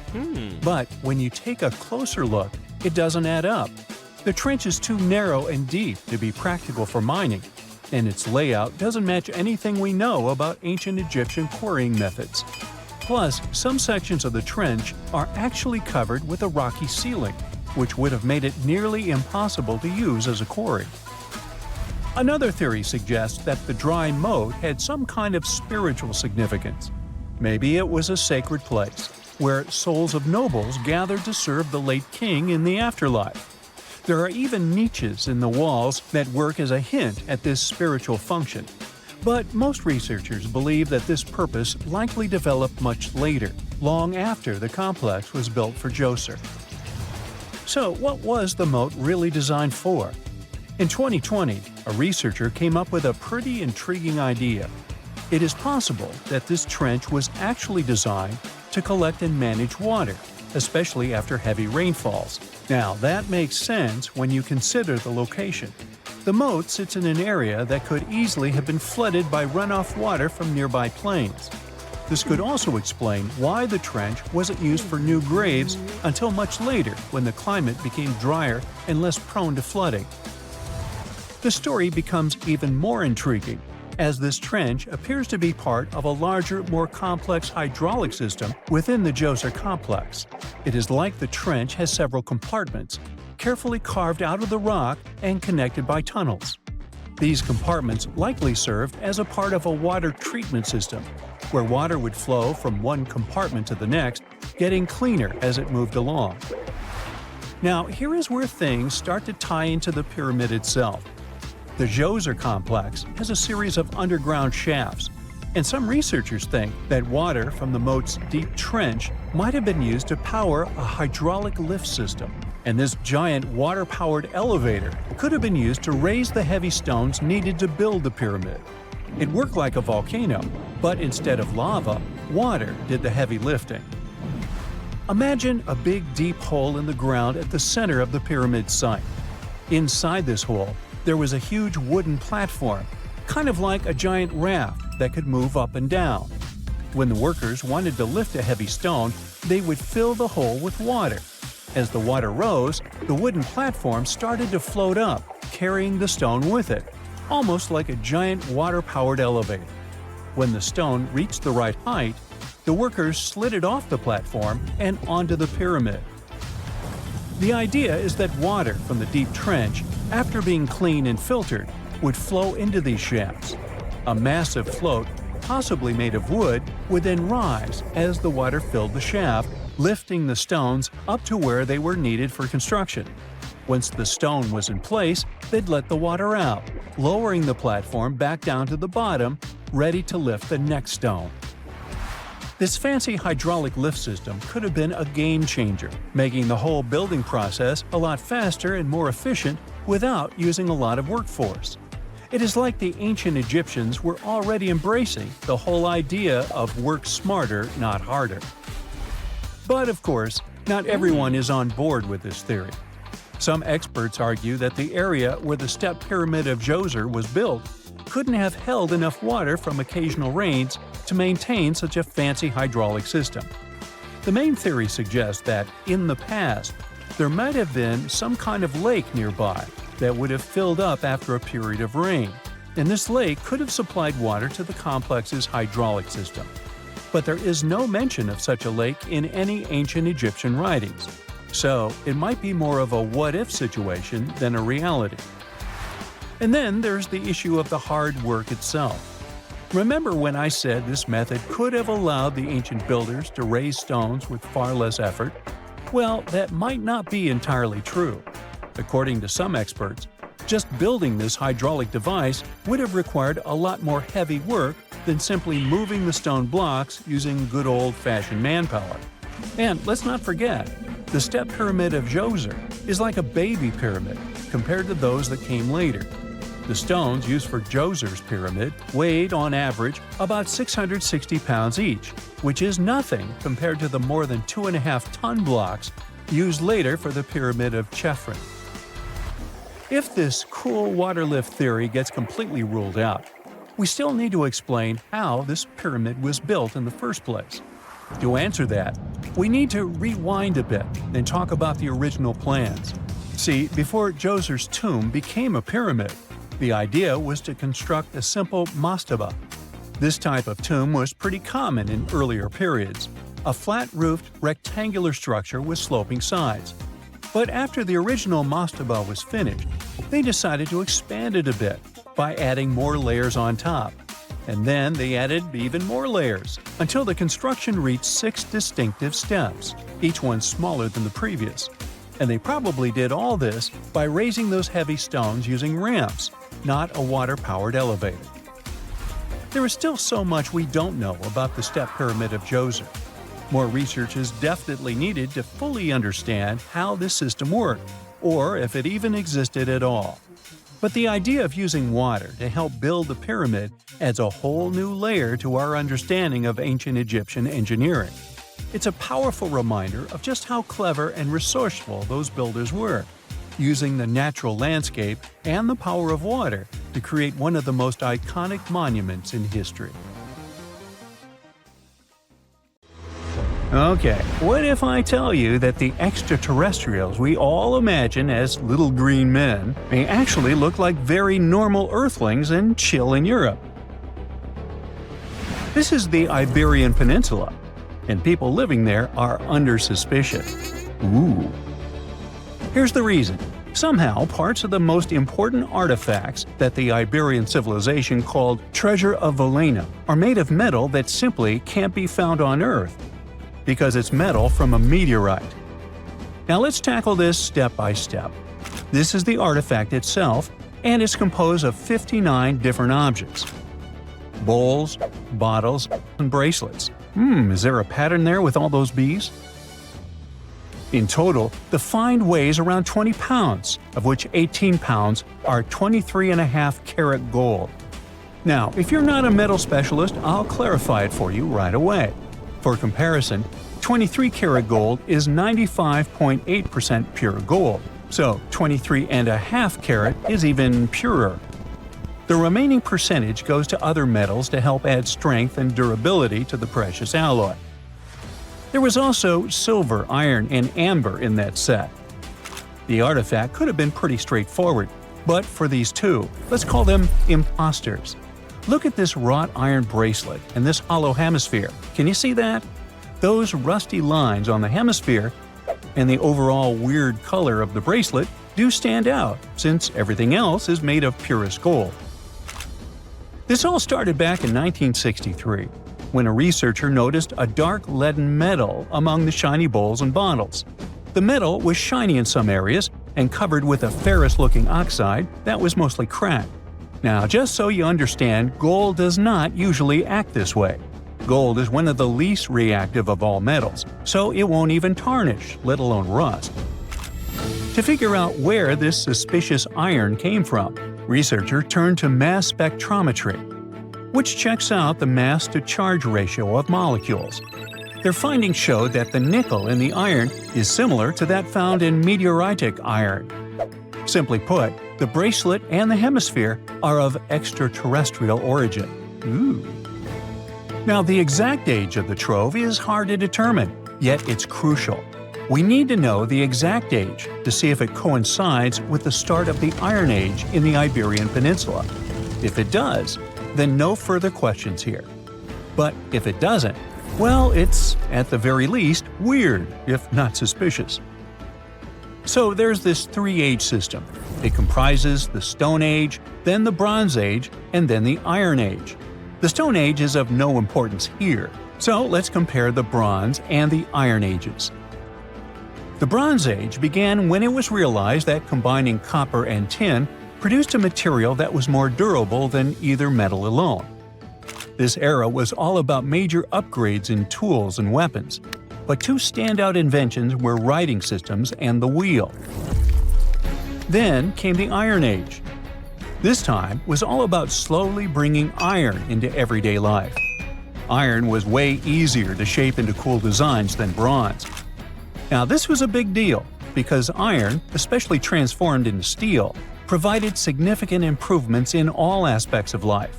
Tools became lighter, cheaper, and stronger compared to their bronze equivalents. You get it? Good. So, researchers have long debated whether the treasure dates back to the post-Argaric era or the latter part of the Bronze Age. The most recent study claims that those artifacts were created in 1400 to 1200 BCE, and something really doesn't add up. First off, the Iron Age began around 500 years after these artifacts were crafted. Plus, ancient craftsmen couldn't know back then how to work with metals that landed on Earth approximately 1 million years ago. And while the dates are really hard to explain, there is a logical explanation for the craftsmanship. The theory here is that those metal workers simply had access to the fallen meteorite, and thus, they could study it well and discover its properties before using it for decorative purposes. They could have figured it out through trial and error, and once they knew exactly how to work with this extraterrestrial metal, they proceeded to adorn the artifacts with it. Plus, there were the Phoenicians, who contributed to their craftsmanship. Now, it's true that the Iberian people have been processing metal and making pottery long before the Phoenicians settled on the peninsula. But the arrival of new metalworking techniques and the introduction of the potter's wheel enabled them to produce better quality goods much faster than before. So, we figured out the extraterrestrial origins of the Iberian artifacts. But guess what? This area is still under suspicion. The reason for that is the language they spoke. You see, for most modern languages people use today, there will always be some proto-language. Say for Italian, Spanish, and French, it's Latin, hence their similarities. But wait, Iberian was largely spoken where modern Spain is, so why isn't Spanish similar to it? Well, the truth is, no language today is similar to the Iberian. Maybe only the Basque language, but it's because of some similarities found in their numerical systems. Basque is classified as a language isolate, or simply unrelated to any other known languages, and the only language isolate in Europe. The Iberian language is unclassified. While the scripts written in it have been deciphered to various extents, the language itself remains largely unknown. And look at the alphabet the Iberians had. Looks like it doesn't really belong to our planet. But hold up, this one might be a bit of a stretch. When the Phoenicians came to the peninsula, they brought along their alphabet to the Iberians. But honestly, the Iberians probably weren't keen on just copying someone else's writing system. So they tweaked it until it looked completely different. Let's just say they took some inspiration and ran with it. While linguists can guess to some extent how most characters sounded, actually translating the language is still completely impossible. The Iberian language was non-Indo-European and faded away over 2,000 years ago. And there aren't any similar languages left to help us out. Super frustrating, right? Yeah. We got over 2,000 Iberian inscriptions from tombs, coins, potteries, lead plates, and even cave wall carvings. But aside from a handful of words, we're totally in the dark about what they mean. Now, if we could understand their language, we might have learned that they were great thinkers and all, but we can only contemplate the works of art they left. Iberian culture has a lot of amazing stuff made by talented artisans. We're talking about not just metalwork and ceramics, but also detailed sculptures, textiles, jewelry, and other personal bling. But here's the catch. Making all those luxury items depended a lot on a big farming class. At the heart of Iberian society, most folks were involved in farming and taking care of livestock. Depending on where you were, the types of farming varied. For example, up in the north, they were all about growing grains, while down in Valencia, they focused on producing olive oil and other agricultural aspects. In the west, raising animals was the name of the game. Still, we don't have much information about the day-to-day lives of the many people doing this essential work. Yet, on the flip side, we know a lot about the upper class of Iberian society, who control these agricultural resources and hire the artisans. By the 7th century BCE, we start to see a group of Iberian princes who were living the good life, trading with the Phoenicians and enjoying fancy luxury items. You can spot this elite class in their burial practices.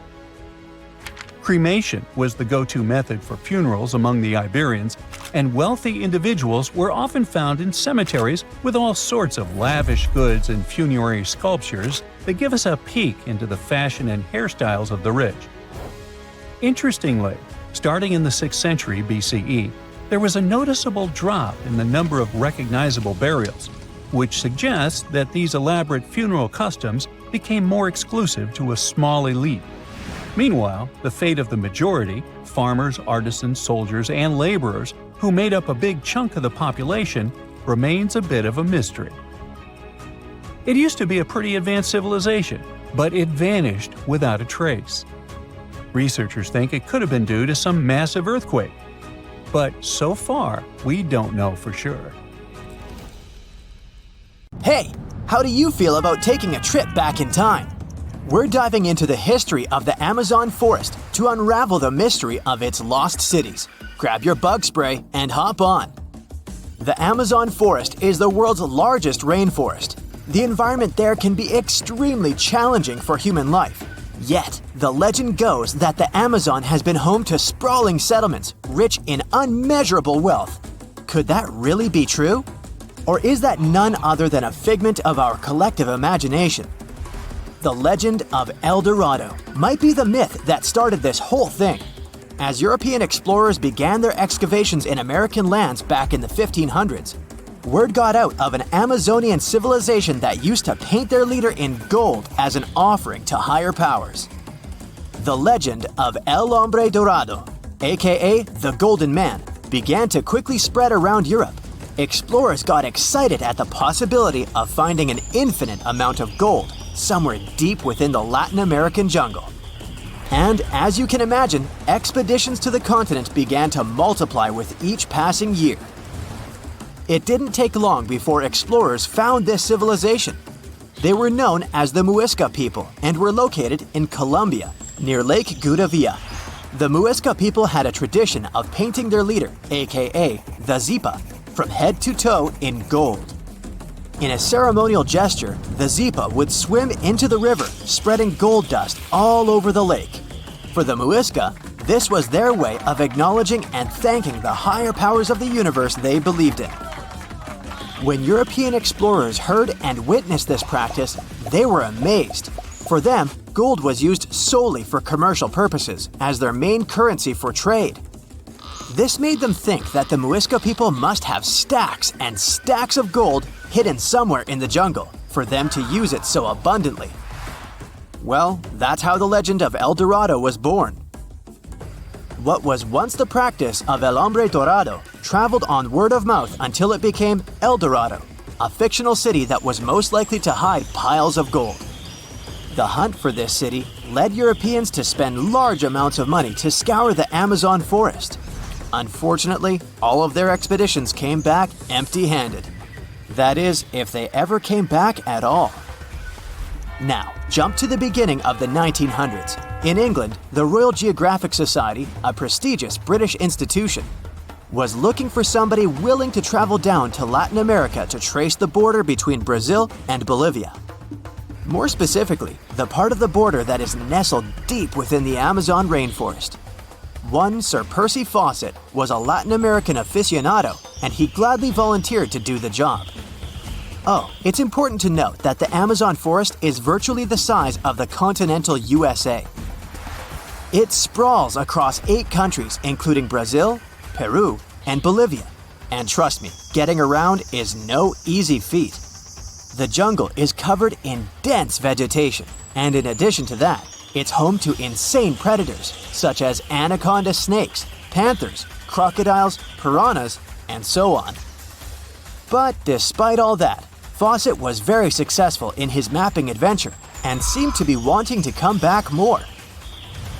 Back in England, Fawcett would scour diaries from other explorers hoping to learn more about the ancient Amazonian civilizations. He would read about the Incas and the Mayans and the great empires they built.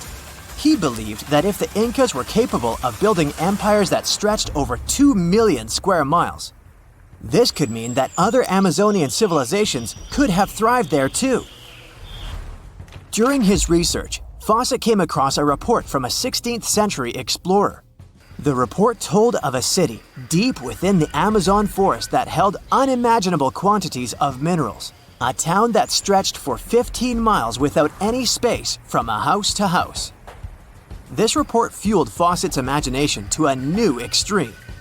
From then on, he became obsessed with finding what he called the lost city of Z. Over years, Fawcett searched the Amazon forest, usually looking for stone ruins that could possibly indicate human settlements. On his later expeditions, he focused on exploring the state of Mato Grosso in central Brazil. He would travel from Europe and into the lower region of the Xingu River. The trip to the Xingu would take him around 14 days on foot. Then, he would set sail in small wooden boats accompanied by local indigenous leaders that knew the region better than anyone. How he communicated with the indigenous population is still a mystery, since they only spoke in local dialects. Some scientists believe that this could have been the real reason why he never found the city. They believed he wasn't able to communicate what exactly he was looking for. And this was not his greatest difficulty. As we've said before, Amazon is not a kind place for its visitors. In his diaries, Fawcett tells of encounters with a 60-foot-long anaconda, which he bravely survived. He writes of endless sleepless nights and waking up with his hands and feet swollen from mosquito bites. Some of his peers said he was invincible and tireless, but the day came during his 8th expedition when he didn't make it back home. Fawcett disappeared without leaving any trace behind. Some even suspect that he was close to reaching his lifelong goal. On the day of his disappearance, he sent an optimistic letter to his wife saying there was nothing to fear, and that he was setting out on a certain final search. Fawcett's failed attempt to find ruins seemed to support what had become a consensus among experts at the time, that this rainforest was too inhospitable to support large, complex societies, let alone cities. Experts were convinced that the Amazon's lost cities were nothing more than fiction. That is, until the 1960s, when modern research began to find evidence that suggested otherwise. Scientists discovered patches of extremely fertile soil. They called it Black Earth. And apparently, they found lots of it in the Amazon, especially alongside rivers. Further research even showed that such soil was created by human waste or the intentional burning of forests, which adds nutrients to the soil below, which could only mean bingo! The discovery of Black Earth was the evidence that large-scale agriculture was possible and probably did exist amidst the Amazon, confirming that settlements could have formed there after all. In the 1990s, along the Xingsu River in Brazil, a team of archaeologists from the University of Florida made a remarkable discovery. Working alongside local indigenous people, they found very long ditches. After mapping them, they realized that these ditches were a sign of a big settlement. They were remnants of carefully designed walls centered around a plaza. Some were roads that led to more settlements. In fact, just this part of the Amazon, about the size of New Jersey, was once a network of dozens of settlements that experts believe could have been home to at least 50,000 people between 1250 and 1650 CE. Other discoveries were possible thanks to LiDAR imaging, a type of technology that allows researchers to take satellite pictures of the forest's ground without having to step inside of it. A network of trenches in Acre, Brazil, dates back to 200 to 1200 CE. These suggest settlements that could have supported 60,000 people. Other images from near the Xingu River suggest cities that could have housed about 50 million people. These were the lost cities of the Amazon. Believe it or not, these images suggest that Fawcett was very close to a major discovery. He was looking for the ruins in the right place, but he was looking for the wrong thing. Unlike cities such as Cusco, which used stone as their primary material, Amazonian settlements used wood and earth to build their cities. These materials are highly deteriorating and probably decomposed over time. Finding them required a bit more technology than what Fawcett had available at his time. Egyptian archaeologists made an extraordinary discovery near Cairo just recently. Drumroll, please. The most ancient and most complete mummy yet discovered in the country. Yes, they were keeping it under wraps. The 4,300-year-old mummy was found in a group of tombs close to the step pyramid of Djoser, dating back to the Egyptian Old Kingdom. It was covered in layers of gold. The team also found several other tombs, including one belonging to an ancient Egyptian official and another belonging to a secret keeper who had the power to perform special ceremonies. Another interesting tomb was that of a writer, which featured the largest statues ever found in the area. This vast burial site is also home to more than a dozen pyramids and resting grounds. Probably one of the most famous mummies in the world is that of Hatshepsut. She ruled Egypt like a boss for around 20 years, building all sorts of impressive buildings and creating new trade routes. But when archaeologist Howard Carter found her tomb in the Valley of the Kings, her sarcophagus was empty. However, Carter did find two coffins in another tomb, one of which belonged to Hatshepsut's wet nurse and the other to an unknown woman. In 2006, a team of specialists decided to investigate whether that mysterious lady was the queen herself. They found a molar tooth in a wooden box with Hatshepsut's name on it, and when they compared it to a gap in the mummy's mouth, it was a perfect match. Ramses II was a pretty impressive ruler, but it was his mummy that eventually made history. Now, we don't hear too much about his daddy. Okay, I'll stop. Ramses is considered to be the most powerful pharaoh in all of Egypt, as he reigned for a whopping 6 decades. He also lived to be over 90 years old. Now that's pretty amazing, considering the time he lived in. Ramses II supposedly had over 100 offspring too. Talk about a big family. When he passed away, his body was originally buried in the Valley of the Kings, but some sneaky guys tried to rob his tomb of all his treasures. Officials back in the day weren't having any of that though, so they moved his body to a secret location to keep it safe. Fast forward to the 1800s, and Ramses II's mummy was discovered along with a bunch of other rulers and important officials. But it wasn't in the best condition, so archaeologists flew it to Paris to get it, pampered. Problem was, he couldn't just be transported into another country. The only solution available was to give Ramses II his own passport. His occupation was listed as king, and the document even featured his photo. Most mummies aren't necessarily known for having the most hydrated skin. But that of an ancient woman, also known as Lady Di, proves otherwise. No, not that Lady Di. This wealthy lady from ancient times was discovered in an ornate tomb in 1971, and she looked fabulous, if we can say so about a mummy.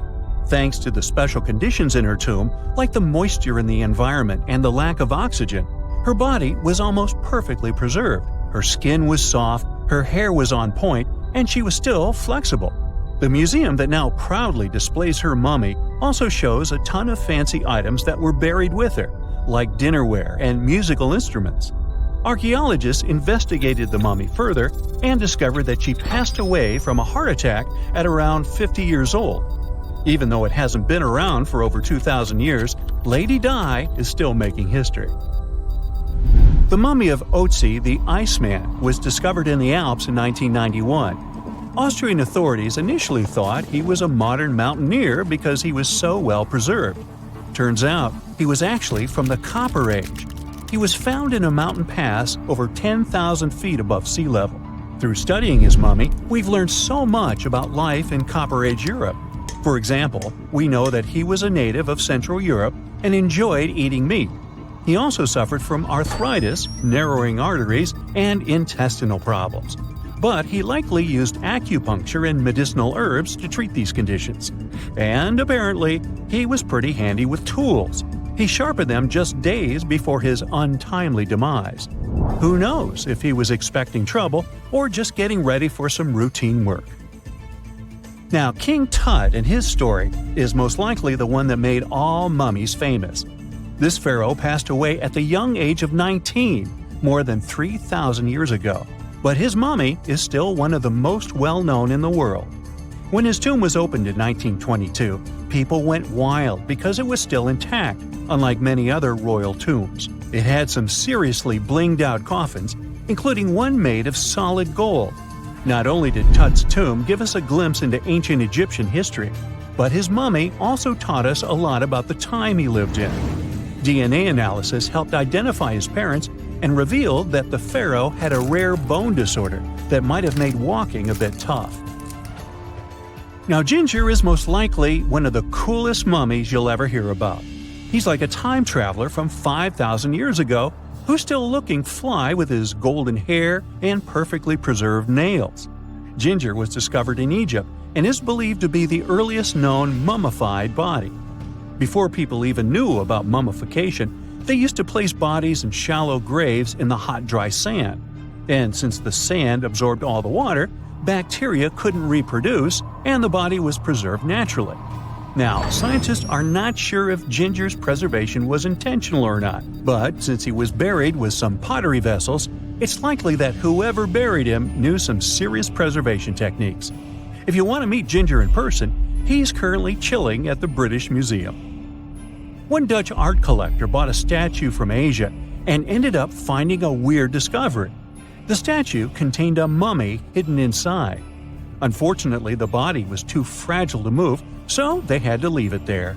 The coolest part is that this mummy is over 1,000 years old and was on display for 200 years before being encased in the statue. When scientists did a CT scan, they found out that the mummy was filled with paper scraps covered in writings. Experts think he might have done this thing called self-mummification, which is a pretty intense process involving a special diet and tea that makes your body less prone to bacteria. Only a few people could handle this ritual, and those who managed to do that were seriously respected. No other Egyptian queen has baffled scientists and historians like the stunning Nefertiti. Based on her statues, she was known for her slender neck, wide eyes, and high cheekbones. Her name translates to "the beautiful woman has come." Talk about living up to your name, huh? Even though she wasn't a pharaoh herself, Nefertiti still managed to leave a lasting impression. Written records suggest that, as a wife and queen, she held an incredibly influential role. Because of her power, she was indeed admired, but she also managed to make quite a lot of enemies throughout her life. She was also related to King Tut, but not biologically. Rather, she was his stepmother. So far, locals have yet to identify her mummy, but that may soon change. A local Egyptologist who has been busy excavating tombs in the Valley of the Kings has found two mummies that he believes could be Nefertiti and her daughter. According to specialists, we may soon finally get a definitive answer about the identity of these two mummies. And if one of them does turn out to be Nefertiti, we could be in for a real treat. DNA analysis and CT scans of the mummy could give us the most complete and accurate image of the queen that we've ever seen. It's crazy to think that we've only scratched the surface of what lies beneath modern-day Egypt. Nefertiti ruled during a time of great power and prosperity in Egypt, but unfortunately passed away in a period of social turmoil, leading to her gravesite being lost. Now, where's my mummy? In November 1922, a boy walked through the desert mountains of Egypt and discovered some ancient steps carved into the rock.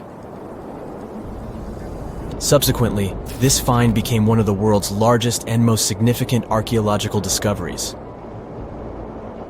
This step was part of Tutankhamun's untouched tomb. Archaeologists found about 5,000 ancient objects, including jewelry, fabrics, painted vases, and funeral masks. You've probably seen one of them. It has become one of the most recognizable attributes of ancient Egypt. More than 100 years have passed since then, and now humanity has finally become close to another large-scale discovery, the tomb of Cleopatra. This queen was the last active ruler of the Ptolemaic Kingdom of Egypt, who sat on the throne from 51 to 30 BCE. There are many ancient records about Cleopatra, her reign, and her unusual personality, but until now, no one has discovered the secrets about her passing away in the burial place. So, one archaeologist, Dr. Kathleen Martinez, has been studying ancient records and temples around Alexandria for decades, and concluded that the tomb of the queen should be located under the ancient city of Taposiris Magna, founded in 280 BCE. It was a big city on the northern coast of Egypt, where tens of thousands of people were engaged in trade and industry, and it seems that Dr. Martinez's guesses turned out to be correct. She and a group of archaeologists have discovered a secret underground tunnel near Alexandria, with a length of about 0.8 miles. It was cut into the rock under Taposiris Magna's temple. During further excavations, they found many things that indicate Cleopatra's tomb lies in the tunnel's depths. It's also possible that she is buried there together with the Roman commander, Mark Antony. According to ancient records, Cleopatra and Mark Antony loved each other and together opposed the Roman Senate, which declared Antony a traitor. The fact that natural disasters have occurred on the territory of Taposiris Magna for thousands of years can complicate the excavations. Earthquakes and floods destroyed the city and possibly flooded its underground tunnels. But archaeologists hope the ancient tomb remains untouched, and that it hides many treasures and records about the royal life of ancient Egypt during the reign of the last dynasty. There's a chance that excavations will go underwater and in the mud. This will require much time and funding, but archaeologists are sure it's worth it. Anyway, it's too early to say that Cleopatra is really buried there, but scientists have found many things in the tunnel that confirm this, including clay pots, dozens of coins with the image of Cleopatra and Alexander the Great, as well as a bust with the image of the Egyptian queen. Cleopatra is still one of the most popular personalities in Egypt, on an equal footing with Ramesses III and Tutankhamun. She inspired many films, paintings, and books, but what made her so popular? She became famous for her inconsistency. She was a beautiful, intelligent ruler who pulled Egypt out of the crisis and made it a prosperous power. Medieval Arabic texts say she knew chemistry, mathematics, and philosophy, and may have written several scientific books. She knew several languages and had excellent diplomatic skills. At the same time, there are many legends that she was a femme fatale who drove many men crazy. However, there's no evidence that her beauty was incomparable. The image of a stunning model was created by Hollywood when it made several films where famous actresses performed the role of Cleopatra. And the Roman Emperor Octavian, the adopted son of Julius Caesar, specially created the image of Cleopatra as an insidious seductress because he was her enemy. even though she was born in Egypt. Cleopatra wasn't an Egyptian. Her ancestors were Greeks, among whom was one of the generals of Alexander the Great. However, the people of Egypt loved her. She learned the language and was very sensitive to the traditions of this country. She knew the history, mentality, and customs of ancient Egypt well. She raised the level of its economy and strengthened its status as a world power. Much of this was made possible thanks to her cunning and impressiveness. She loved theatrical performances and lavish celebrations. She knew how to surprise people and put on a show. But behind the exterior image of a luxury lover was an intelligent and calculating ruler. Ancient Egypt was a rich, luxurious country, and Cleopatra did everything to increase its wealth and strengthen its position in the international arena. For example, she was once in conflict with her brother Ptolemy XIII. The queen knew that she wouldn't be able to resist him, so she decided to attract Julius Caesar to their side. The Roman emperor arrived in Alexandria, where Cleopatra wanted to meet him, but Ptolemy knew about her plans and was about to prevent her from coming to Caesar. Then, instead of a rich and noisy arrival, Cleopatra decided to make her visit inconspicuous. She wrapped herself in a carpet or linen bag the emperor's servants carried into Caesar's private chambers. Cleopatra emerged from the carpet and impressed the Roman emperor with her beauty and determination. As a result, they fell in love with each other and became close allies. After some time, she impressed another influential Roman for diplomatic purposes. She arrived to meet Mark Antony on a golden barge with purple sails and silver oars. Cleopatra was dressed in the image of Aphrodite and sat under a magnificent canopy. Her servants dressed like cupids and were blowing her fan and burning incense. But Cleopatra created such a show for a reason. She knew that Antony revered Greek mythology and considered himself the embodiment of Dionysus. As a result, he was so impressed with this woman that he ended up marrying her. Cleopatra defended her crown, strengthened her alliance with Rome, and bore Antony 3 children. In Egypt, they threw big parties and enjoyed wealth with power. However, the relationship of a high-ranking official with the Egyptian queen caused a scandal in Rome. Octavian was Antony's primary opponent in the struggle for power, so he exploited the situation to darken the competitor's reputation. He used propaganda to make Cleopatra an insidious seductress in the eyes of Roman citizens. He accused Antony of succumbing to her charms. The Roman Senate supported Octavian and declared Cleopatra an enemy. In 33 BCE, this conflict reached a high point when Antony's navy clashed with Octavian's fleet. The latter won and forced his enemy to flee to Egypt with Cleopatra. According to some records, they took refuge near Alexandria. Pursued by the Romans, they hid in one of Cleopatra's palaces and met their end. Some legends say that Cleopatra was an expert in poisons. She provoked a venomous snake, a viper or an Egyptian cobra, to bite her. Also, according to another legend, she pricked herself with a poisonous needle. There's a theory that Cleopatra always carried an ampule with poison inside her hairbrush. And when she was cornered, she soaked the needle with this poison and pricked herself. None of this can be said for sure. Scientists are still trying to find out the truth. Perhaps when they reach Cleopatra's tomb, the world will get more answers about her tragic fate. She is considered the last ruler of Egypt. After her passing, Octavian plundered her palaces and temples and returned to Rome, where he became the main emperor. He successfully ruled the country and expanded its borders. His reign ended when he turned 75. World history would have looked different if Cleopatra and Mark Antony hadn't lost that naval battle. By the way, did you know that more time has passed between Cleopatra's reign and Neil Armstrong's flight to the moon than between the reign of the Egyptian queen and the construction of the Great Pyramid of Giza? Armstrong took a step on the Earth satellite in 1969, 38 years after the birth of Cleopatra. And the construction of the pyramid took place in 2560 BCE. Imagine how long the history of ancient Egypt is. Cleopatra is closer to us in time than to the pyramids. So, imagine you're 15 and you get bored of playing video games. Instead, to pass the time, you decide to give some attention to an old hobby of yours, tracking down lost Mayan cities. You've heard that some ancient civilizations are said to have built entire cities based on constellations, so you decide to check out whether that was true for the Mayans. You find a book containing all the constellations the Mayan civilization believed to exist. You open good old Google Maps and map every ancient Mayan city discovered to date. You start seeing that this information actually matches. And truly, the biggest ancient Mayan cities correspond to the brightest and biggest stars of the Mayan constellations. Okay, this is getting interesting. You manage to map out over 100 ancient cities when you suddenly notice something strange. There's an area in the Yucatan Peninsula in Mexico where archaeologists have unearthed 2 Mayan cities. But on the constellation map, there are 3 stars. Could this mean there is a long-lost city waiting to be discovered nearby? You might think this sounds too daydreaming, but the story is actually true.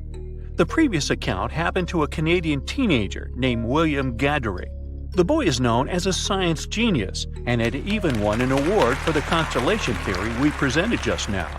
When he noticed that a 3rd city was missing from the 23rd constellation he was examining, he began to scour the internet for satellite pictures that could help him solve this mystery. He looked into images from NASA, JAXA, a Japan-based satellite company, and Google Earth. These images were still insufficient to answer his questions, so he reached out to a friend inside the Canadian Space Agency. His friend provided him with state-of-the-art satellite imagery that gave him the answer he was looking for. According to the images, there is a large square area right on the border of Mexico and Belize, which looks like the remains of a city. William took the images to a remote sensing expert known as Dr. Armand Laroque from the University of New Brunswick. They studied the images thoroughly and concluded that the area could be housing 30 buildings and even a large pyramid. The scientific and archaeological community went crazy with the 15-year-old's discovery. Could this really be true? Some background. Lost Mayan cities began to be unearthed in the mid-20th century. Since then, ruins from cities such as Tikal, Palenque, and Uxmal have been rediscovered. The Mayans were one of the biggest pre-Columbian civilizations living in the Americas. They began to settle in the area as early as 1500 BCE. Experts believe that, at its height, the Mayan civilization consisted of over 40 cities with a population of millions of people. That's a crowd. And their cities were pretty interesting. Their civilization spanned over Mexico's Yucatan Peninsula, Guatemala, and Belize. They survived mainly on agriculture, so they developed a complex irrigation system in most of their cities. They built a series of ceremonial buildings, pyramids, plazas, and even courts for ball games. The Mayans were keen pyramid builders, but they also developed an advanced astronomical system. With whatever ancient technology they had, they were able to predict the exact location of planets, such as Venus and Mars, and they were able to predict the exact dates of eclipses. That's why the methodology William used to discover this long-lost Mayan city was unusual, but not completely surreal.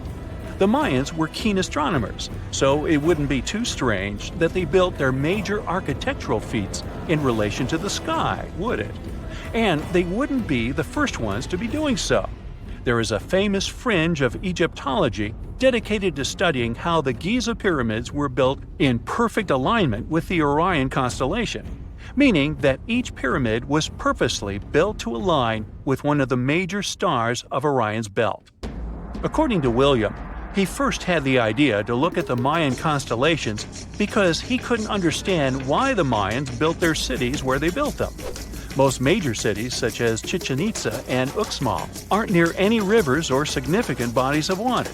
Instead, they're built on marginal lands and on top of mountains, which confused the 15-year-old. His next thought was that it might have something to do with astronomy. William named the new city he discovered Mouth of Fire, which is also my nickname, and he even won a merit award for his hard work. However, his theory was very much contested inside the archaeological community, and many Mayan experts worked to debunk William's findings. Some archaeologists say that constellation theories are too unscientific. Anthony Aveni, a renowned anthropologist and astronomer, referred to William's methodology as an act of creative imagination. He explained that there is no way to be sure what the Mayan constellations really were. It's all just hypothetical. Another debunking of Williams' findings came from Mayanist David Stewart, who said that the object identified on the satellite imagery is nothing but an old cornfield. His claim was supported by an expedition that took place near the area in 2021, when the archaeologists present reported there was nothing at all in this area. Still, a 15-year-old boy almost found a long-lost Mayan city, which is pretty exciting if you ask me. Similar techniques as those used by William are actually being used to unearth lost civilizations all over the world. According to space archaeologist Sarah Parquet, satellite imagery has been a key player in discovering ancient cities in Egypt and other places. Sarah herself spends most of her days scouring images for any sign of where there could have been cities long ago. What happens, she says, is that any time you have something buried, it's going to be covered either by vegetation, soil or sand, or some other modern construction on top of it. In order to assess whether there is something hidden under large canopies of vegetation or not, she uses infrared technology, for instance. A major recent discovery in Brazil was done in a similar way. Satellite imagery detected a network of trenches dating back to 200 to 1200 CE. These suggest settlements that could have supported around 60,000 people. But in this case, the satellite imagery did indeed correspond to what was on the ground. Researchers from the University of Florida found several mounds that were accompanied by ditches and geoglyphs. Archaeologists also found remnants of carefully designed walls, centered around plazas, much like the type of construction done by the ancient Mayans. Advances in satellite tech have also shed new light on long-discovered ancient Mayan cities, such as Tikal. Located in the heart of the Guatemalan jungle, Tikal is believed to have been the capital of the ancient Mayan Empire. At its height, it was comparable in importance to cities such as London or New York in today's world. It was composed of a series of complex monuments, many of them believed to have been the resting places of kings and chiefs. Tikal is already known to have been big, but recent discoveries show it could have been even 3 times larger than what scientists originally believed. The main discovery revolves around a fortification on the outskirts of the city, indicating how far the original city stretched. And new discoveries still take place. In 2017, researchers also unearthed new clues regarding the potential causes of the decline of the Mayan civilization. Using data from a Sidon seawall located 62 miles southwest of Tikal, scientists analyzed radiocarbon data from ceramics and archaeological excavations to extract new information about the sudden demise of this great civilization. The information shows that, instead of a sudden collapse, the Mayans most likely collapsed in waves of social instability and political crises. These events are believed to have deteriorated Mayan city centers and began causing the dispersion of the Mayan population. Well, it seems like it's a prime time to uncover ancient ruins. What do you say? Will you give it a try as well? When you hear the word mummy, you might get a chill down your spine. That's because most of us associate this word with those creepy characters we've seen in some scary movies. But in reality, mummies have helped us understand a lot about ancient civilizations, their rulers, and about how people used to deal with losing their loved ones. The people most famous worldwide for their mummies are the ancient Egyptians.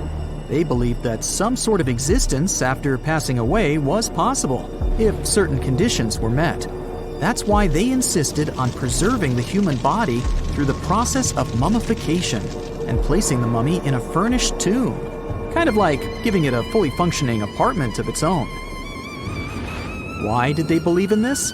Well, because they were deeply connected to their natural environment for the most part. They saw the natural cycles around them, like how the sun rose every day, followed by the moon, or how new life was always sprouting from plants, even after they had wilted away. They also believed that the powerful spirit Osiris, who represented the cycle of passing away and resurrection, played a role in this process. To prepare for the afterlife, the ancient Egyptians followed certain rituals, like mummification, which involved using materials like honey, resins, and incense to preserve the body. There's no other mummy more popular than that of King Tut. He was a young pharaoh who ruled over 3,000 years ago in Egypt. The problem with discovering ancient royal tombs is that most of such burial sites were previously robbed. People knew ancient rulers had been left with many valuable belongings, so those locations became vulnerable to thieves. When King Tut's tomb was opened in 1922, people were excited because it had not been robbed, like many other previously discovered royal tombs. That's how well hidden it was. Inside, his mummy was encapsulated in a total of 3 coffins, including one made of gold. The objects found in his tomb showed us what ancient Egypt was like, and studying his mummy also helped us learn about the culture and practices popular at the time when he passed away. We also learned about his family by looking at his DNA. Scientists were able to discover that he had had a disease called malaria and a problem with his foot that might have made it hard for him to walk. Ramses II was another pharaoh in Egypt who ruled for 68 years, which was quite a lot back in the day. He was known for his expansion campaigns and building projects. Many objects from his time as a ruler still exist today, including a large statue of him. Ramses II was about 6 feet tall and lived to be about 90 years old. After looking at his mummy, scientists concluded that he may have had a medical condition that affected his spine. Now, remember those thieves I mentioned before? They are probably the reason why Ramses II ended up in a plain coffin in a secret collection of royal mummies at Deir al-Bahari, which was rediscovered in 1881. Thankfully, archaeologists were able to identify him because his journeys had been recorded on his wrappings. The process was really tedious too. In fact, in ancient Egypt, the mummification process could take a staggering 70 days to complete. A special person would say a very specific speech while delicately handling the body and drying it out using a type of salt called natron. They also used linen and resin to make the body look more lifelike and to wrap it in cloth. The tomb was equally as important for ancient Egyptians. The walls of King Tut's tomb, for example, were adorned with intricate artwork that depicted his journey to the afterlife, from his burial procession to his passage through the underworld. The ancient Egyptians believed that everyone made this journey after passing away, and they filled their tombs with items and paintings to help the person in their spiritual travels. Additionally, the walls of the tomb were decorated with spells from a special book, which contained a collection of poems that the Egyptians believed would help people reach the afterlife. And speaking of how important this journey was, people also placed food in these ancient tombs. In King Tut's tomb, archaeologists discovered 36 jars of vintage beverages and 8 baskets of fruit, which were believed to be left there to help him in his journey to the afterlife. The Egyptians believed that traveling to the afterlife took a really long time, so they left a lot of supplies, such as food and water, to sustain their loved ones. Pharaohs also generally had numerous luxurious garments and beautiful jewelry in their tombs to ensure that they would have a fashionable journey. These items included various types of linen clothing, such as tunics, scarves, gloves, and headdresses, as well as a lot of gold jewelry with precious stones, like bracelets, buckles, pendants, necklaces, rings, and even precious depictions of insects for protection. Some were also deposited with fans made from ivory and ostrich feathers to keep them cool in the afterlife. Some ancient rulers were even placed in their forever apartments along with boats. For example, Pharaoh Khufu built the Great Pyramid at Giza as his tomb, and a large ship was found inside. King Tut, however, was buried with multiple boat paddles, but no actual boat. Instead, he had 3 chariots and numerous walking sticks made of precious materials, perhaps indicating he'd rather travel to the beyond by land, not by water. Amongst the most interesting objects found near ancient mummies are bottles of oils and perfumes. If rulers were supposed to be fashionable, why not smell nice too, right? Also, some of them had some ancient kinds of board games, most of them made out of precious materials like gold or ivory. One of those games was called Senet. It was very popular amongst the ancient Egyptians and very similar to modern-day chess. The ancient Egyptians may have the most famous mummies out there, but they weren't the first to invent the procedure. In fact, it all started in South America with an ancient civilization named the Chinchorro. As far as we know today, these people were the first to mummify their loved ones that had passed away. They did it somewhere around 2,000 years before the Egyptians started their own rituals. Sure, we can tell a lot about ancient rulers by studying these mummies, but until recently, we had no idea what they really looked like during their lifetime. Not so long ago, though, some very special mummy paintings were found by archaeologists studying ancient Egyptian objects. These mummy portraits are highly detailed paintings of individuals that were made while they were still alive. Such paintings were often painted on wood, as opposed to the classical portraits we all know about, which are painted on canvas. They are known for their realism and beauty, and have even been used by researchers to diagnose diseases by comparing them to the corresponding mummies. Some of these portraits also include depictions of jewelry, which was later found on the mummies. The recent discovery of these mummy portraits in Central Egypt is significant, as it marks the first time in over a century that such paintings have been found. Mummies appeared all around the world naturally, too. Mummification can occur without people intervening because of natural conditions, like extremely cold or hot environments, places with a lack of oxygen, or accidental exposure to chemicals that preserve the body. These conditions don't allow bacteria to grow, resulting in the body remaining more or less intact. Famous Otzi was one of these mummies. We know today he was a man who lived around 5,000 years ago in Europe. But upon his discovery in the Alps in 1991, Austrian authorities initially believed that he was a modern mountaineer because of how well preserved the body was. However, after the Iceman was removed from the glacier, it was determined that he was actually from the Copper Age. It's nighttime, and you're about to walk inside Pharaoh Tutankhamun's final resting place. You know, King Tut. You don't have a torch, but at least you came with a flashlight.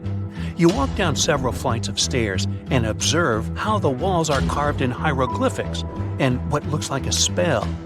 Those who take anything from this place will be doomed for life, the spell says. Even if you don't really believe it, this scares you a little bit. You find a huge stone door. Is it a trap? You manage to open it, but oh no, it's only an empty chamber. You check your map. It seems like you're heading in the right direction. After what feels like hours, you realize you must be trapped inside a labyrinth. You try to retrace your steps, but you can't find the door where you came in from anymore. That's it, you think to yourself. You've fallen for the Pharaoh's trap. What's worse, you didn't bring a lunch. Okay, so we've all seen Hollywood movies where the main character is exploring ancient ruins and faces some seriously dangerous traps, right? We've been told Egyptian royalty protected their final resting places with venomous scorpions and snakes, sliding doors that will trap you for life, and giant rolling boulders that will crush anyone on their paths. The thing is, were these traps truly real? Well, I regret to be the one to break it to you, but this is all fiction. These elaborate traps were too technologically advanced for ancient civilizations to pull off. That is not to say, however, that there weren't any traps at all. Ancient civilizations, like the Egyptians and the Mayans, are known for their practice of building entire monuments dedicated to the ones who had passed away. These structures would often reflect the position of person occupied in society. So, for the really important people, the VIPs of their times, massive monuments were built to host their bodies long after they were gone. Some of these civilizations believed that a person's life would continue on the other side of the veil. For that reason, a person would be buried together with the belongings of their current life. If they had a lot of money and power and stuff, that meant their resting places would be filled with riches and gold. Now imagine if you lived in ancient Egypt and you knew exactly where all the pharaohs' tombs were located and had heard rumors of the amount of wealth kept in these places. Maybe you would be tempted to go check it out, right? We're talking about large rooms filled from floor to ceiling with golden artifacts, jewels, and even money. I mean, it does sound tempting. And since there weren't any security guards protecting the entrance of these places, Egyptians needed to get creative as to how they would protect these riches. These old civilizations found some traps to be useful. A recurring one was building empty rooms inside the monument to confuse a burglar. Now, let's take a look at Amenhotep III's final resting place as an example. It was built in the city of Luxor, in a spot also known as the Western Valley of the Kings. Two French engineers originally discovered the monument between 1905 and 1914 CE. The structure is huge and has more than 10 chambers, connected by long corridors and steep stairways. The King's Chamber is the most hidden one, and for an outsider to try and find it, they will probably enter a lot of empty rooms beforehand. Other pharaohs tried to protect their riches by commissioning monuments with false doors concealing pits that were up to 20 feet deep. This way, an unwarned and unwanted visitor would be surprised by the deep hole on their way to the king's resting chamber. Alongside false doors, pharaohs made sure to build labyrinth-style corridors and false walls. This way, robbers could take hours or days before they found the king's real chamber. As to pits with poisonous snakes on them, if there were any reptiles inside these monuments, they probably got inside on their own and would most likely not stay there for long. There is no way snakes would survive years and years without food inside these pits.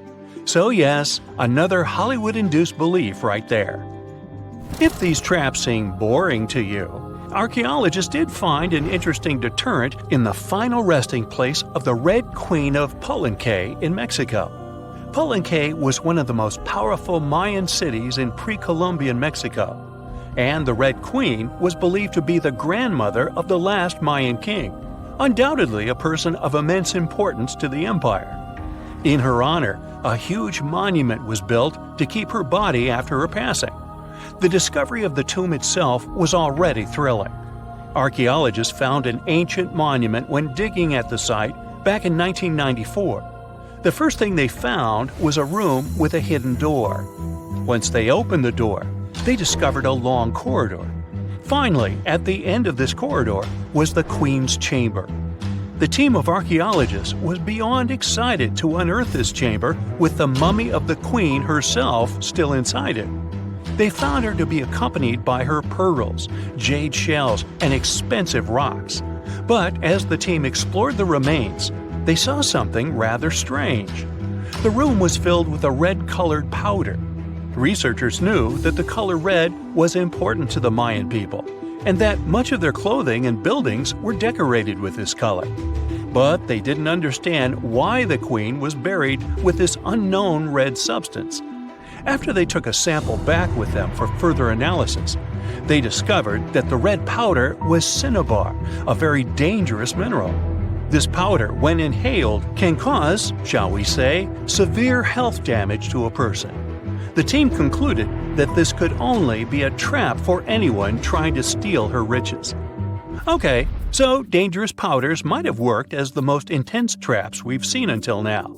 But perhaps the cheapest way to keep out unwanted visitors was to advertise spells written out all over the monument. We'd probably laugh at these today, but back in the day, they were more or less effective. Spells usually said that the person who took anything from that place would meet a tragic fate. Some spells said that robbers would lose their houses in big fires or terrible floods. Other spells said burglars would have incurable and undiagnosed health issues, but they weren't really enough to stop people from taking any gold. There are some stories surrounding how these spells might have been real. One of them is from the famous British Egyptologist Howard Carter, the one responsible for unearthing Pharaoh Tutankhamun's resting place in the 1920s. After months of unsuccessful digging, Carter discovered the tomb's existence by chance. He found the entrance to a stairway right beneath the soil where he had been searching all those months. With the help of a team, he cleared the piles of sand blocking the stairs and discovered a doorway. The door had several royal symbols carved into it, and Carter knew this could only mean a very important person had been buried there. And he was right. With a chisel, he made a hole in the top left-hand corner of the doorway and lit his vision with the help of a candle. He couldn't believe what he was seeing, the reflection of several golden and jeweled items crowding the chamber before him. Lost for 3,000 years, Carter had just discovered the final resting place of King Tut. But the story didn't finish here. This discovery was accompanied by a series of unfortunate events that led people to believe it had something to do with the Pharaoh spell. Carter himself mysteriously passed away just a few years later, and some of his assistants lost their houses in floods, just like one of the spells threatened. Some say it's just coincidental, as there's no real proof of these things being connected. Well, what do you think? Was this an effective trap after all? Hey, if you think Stonehenge is one of the oldest stone monuments ever, well, let me introduce you to Göbekli Tepe. Buckle up, we gotta travel to Turkey to meet this really old guy. Yeah, he's too old to travel. Jokes aside, Göbekli Tepe, an archaeological site located in southeastern Turkey that dates back to the Neolithic period around 10,000 BCE. It's considered to be one of the oldest and most significant archaeological discoveries in recent times. The site consists of a series of circular and rectangular structures made of stone pillars. Yeah, it does look like its younger brother Stonehenge. Some of those pillars are decorated with intricate carvings of animals and other symbols. Now, you maybe wonder, hey, why on earth did they make such a fascinating building? What was its purpose? Sorry, I got no answer for that. The purpose of the site is still unknown, but it is believed to have been a ceremonial center for the ancient people who lived in the area. The discovery of Göbekli Tepe has challenged long-held beliefs about the development of human civilization, as it suggests that complex societies may have emerged much earlier than previously thought. Okay, pack your stuff, our travel's just started. Next destination, Masada. It's an ancient fortress located in Israel on a plateau overlooking the Dead Sea. Hey, look at that view, spectacular, huh? It was built by King Herod the Great in the 1st century BCE, and it was very smartly built. Within the fortress, there were various facilities such as storehouses, barracks, a palace, and a set of cisterns capable of holding approximately 40,000 cubic meters of rainwater. People living there believed that the collected runoff from a single day's rainfall could provide sustenance for over 1,000 individuals for a period of 2 to 3 years. Access to the fortress was limited to 3 steep and winding paths leading up to fortified gates. Still, at one point, the fortress was occupied by people who had fled Jerusalem after the city was captured by the Romans. They held out against the invaders for several months, but eventually they were defeated. But these guys didn't surrender. The story of Masada has become a symbol of resistance and bravery. Today, Masada is a popular tourist attraction and a UNESCO World Heritage Site. The next flight is going to be short. We're popping over to Egypt to see the Karnak Temple Complex. It's a vast ancient Egyptian temple complex located in the city of Luxor, Egypt. It was built over a period of 2,000 years and covers an area of more than 200 acres. The complex is dedicated to the worship of the deity Amun-Ra. Wait a minute, that should be Amun-Ra, and it was one of the most important religious centers in ancient Egypt. The Karnak Temple consists of several temples, chapels, and other buildings, including the Great Temple of Amun, the Temple of Khonsu, and the Temple of Ptah. Ptah! The Great Temple of Amun is the largest and most impressive temple in the complex, with massive columns, statues, and other decorations. One of the most famous features of the Karnak Temple complex is the Avenue of Sphinxes, which is a long avenue lined with Sphinx statues that leads from the entrance of the complex to the Great Temple of Amun. Another notable feature is the Hypostyle Hall, which is a massive hall with 134 columns that are over 70 feet high. The Karnak Temple Complex is a popular tourist attraction and a UNESCO World Heritage Site. It's considered one of the most important archaeological sites in Egypt and provides a fascinating glimpse into the religion and culture of ancient Egypt. Hey, we can't hop on the next flight and leave Egypt until we see the Pyramid of Djoser. It has another name, by the way. It's also known as the Step Pyramid. This ancient Egyptian site is located in Saqqara. It was built during the 27th century BCE for the pharaoh Djoser by his architect Imhotep, who is considered one of the most important figures in Egyptian history. People believe this pyramid is the first monumental structure built entirely of stone and is an important example of early Egyptian architecture. The pyramid originally stood at 203 feet tall and was surrounded by a complex of buildings and courtyards. It was constructed in 6 layers, each smaller than the one below it, giving it the distinctive step-like appearance. The pyramid was used as a burial place for Pharaoh Djoser and was surrounded by a vast necropolis that contained the tombs of many other important officials. The Grateful Dead? The Pyramid of Djoser has several renovations and additions over the centuries, including the addition of a limestone casing that covered the original step structure. However, much of the pyramid was destroyed over time, and today only the central core remains. Despite this, it remains an important archaeological site and a popular tourist attraction in Egypt. Alrighty, we're ready to move on. There's one more pretty recent discovery we gotta see today. The Tower of Jericho was only discovered during excavations in the 1950s and 60s. It's an ancient stone tower located in the city of Jericho in the West Bank. Just like Göbekli Tepe, this one is believed to be one of the oldest stone structures in the world, dating back to approximately 8000 BCE. The tower stands at over 28 feet tall. It's made up of 2 main sections, an inner tower and an outer tower, which are connected by a series of stairs. The purpose of the Tower of Jericho is not entirely clear, but it is believed to have served as a defensive structure or a watchtower. It may have also had religious significance, as it was located near a sacred spring. The Tower of Jericho is a significant archaeological site and has provided valuable insights into the early history of human civilization. It's open to visitors and is a popular destination for tourists interested in ancient history. Now, this ancient site even got attention from Netflix, and they made a movie where the action takes place in Mohenjo-Daro.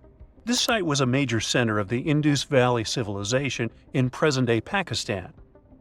Mohenjo-Daro was one of the largest cities of the ancient world, with a population estimated to have been around 40,000 in its peak. Trust me, that must have been a crazy megalopolis back then.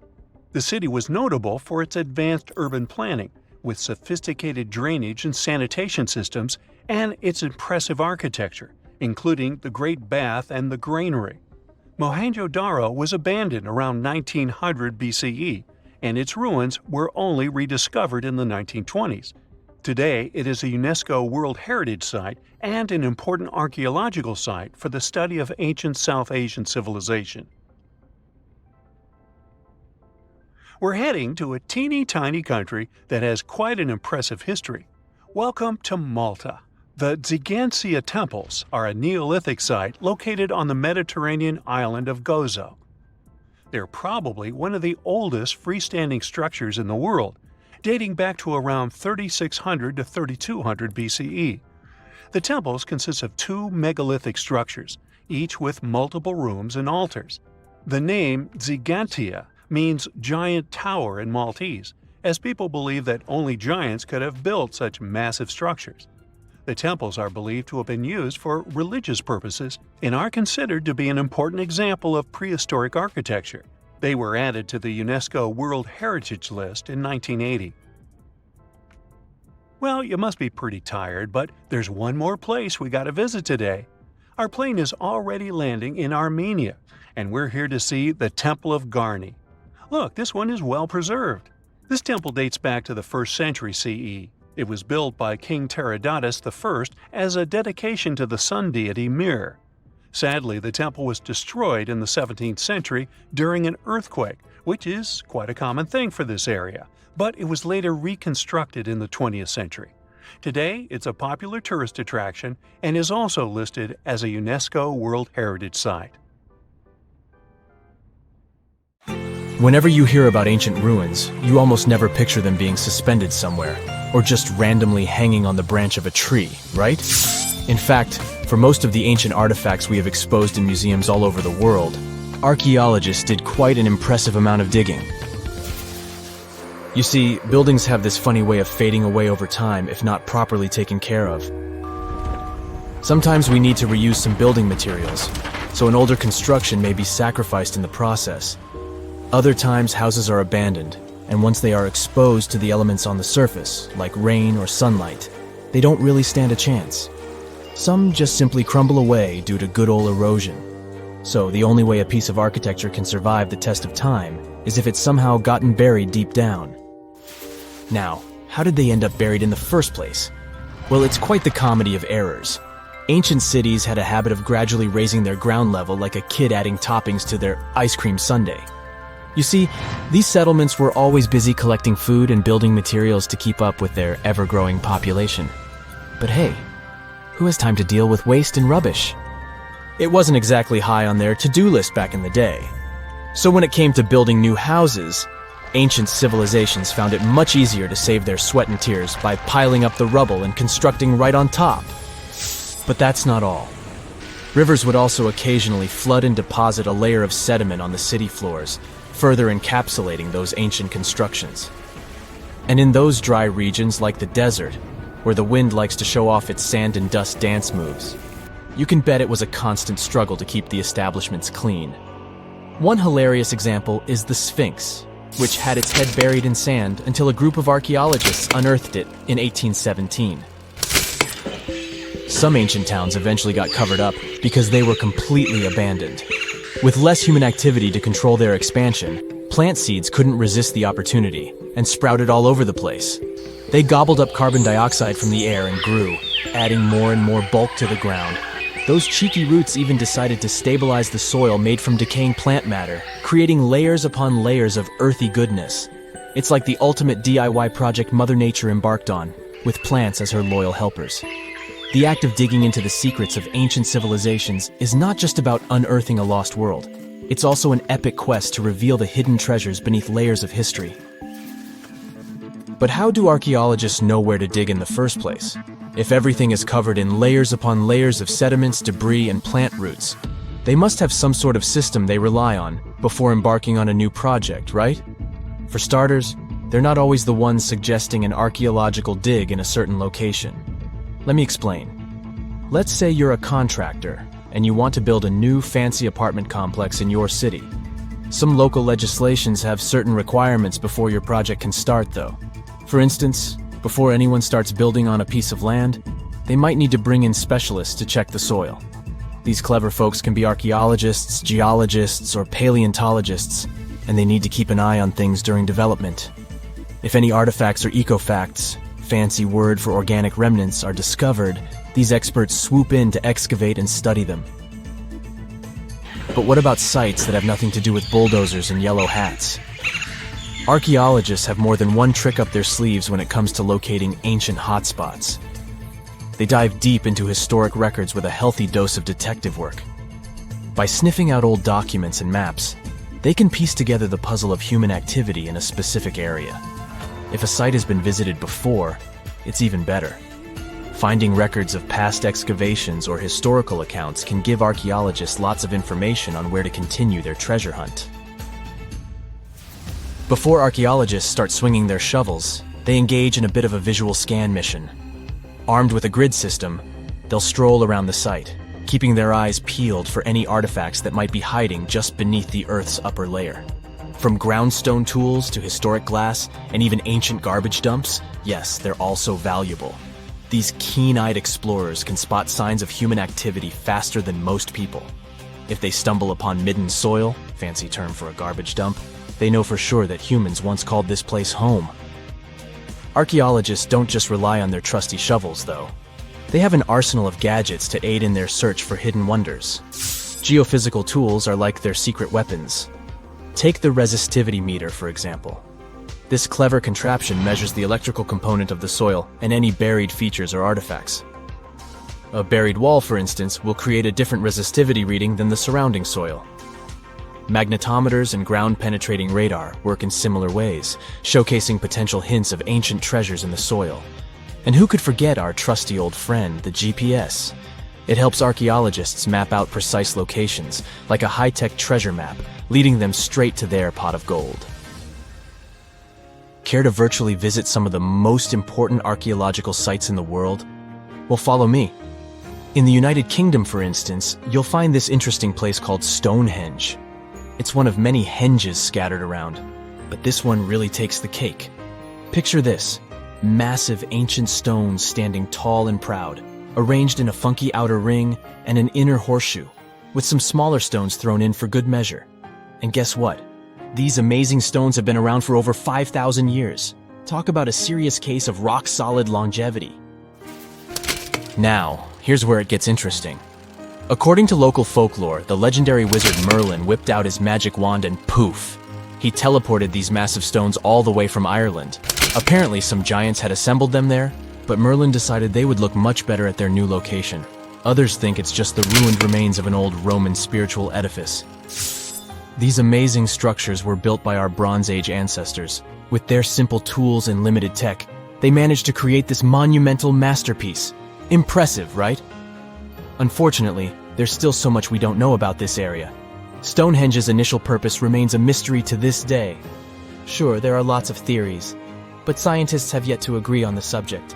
However, we do know that it's perfectly aligned to catch the sunrise during the summer and winter solstices.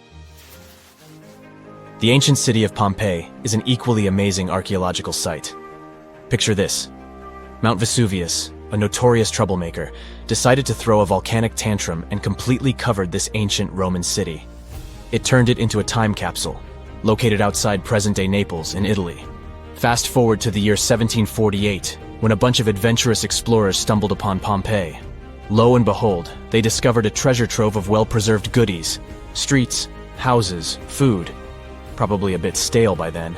Blingy jewelry, fancy sculptures, colorful frescoes, everyday household items, and even animal and human remains. It was like an epic archaeological party. From the looks of it, Pompeii had it all. Fancy houses and villas, a massive 20,000-seat arena, cute little artisan shops, hangouts like taverns. And let's not forget the saucy spots like those luxurious bathhouses for some intense pampering. There's also the sanctuary of Apollo, where people used to gather for their daily dose of worship. And of course, the bustling heart of the city, the Forum of Pompeii, where all the cool people used to hang out. And guess what? Pompeii is so cool that it made it to UNESCO's World Heritage List back in 1997. That's like the ultimate Hall of Fame for historical awesomeness. It also includes many other famous buildings and sites, like the Taj Mahal in India and the Acropolis of Athens in Greece.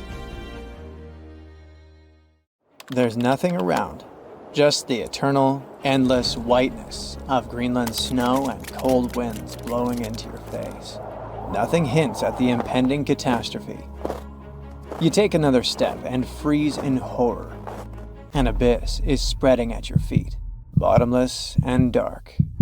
If you had made a bigger step, it would have swallowed you. That infamous Greenland's hole. It happened in the middle of the 2010s. A group of geologists were scanning the surface of Greenland's Hiawatha Glacier using radar when they spotted something very, very strange. It was a giant pit, more than 980 feet deep and almost 20 miles wide. That's big enough to fit inside Washington, D.C. or Paris.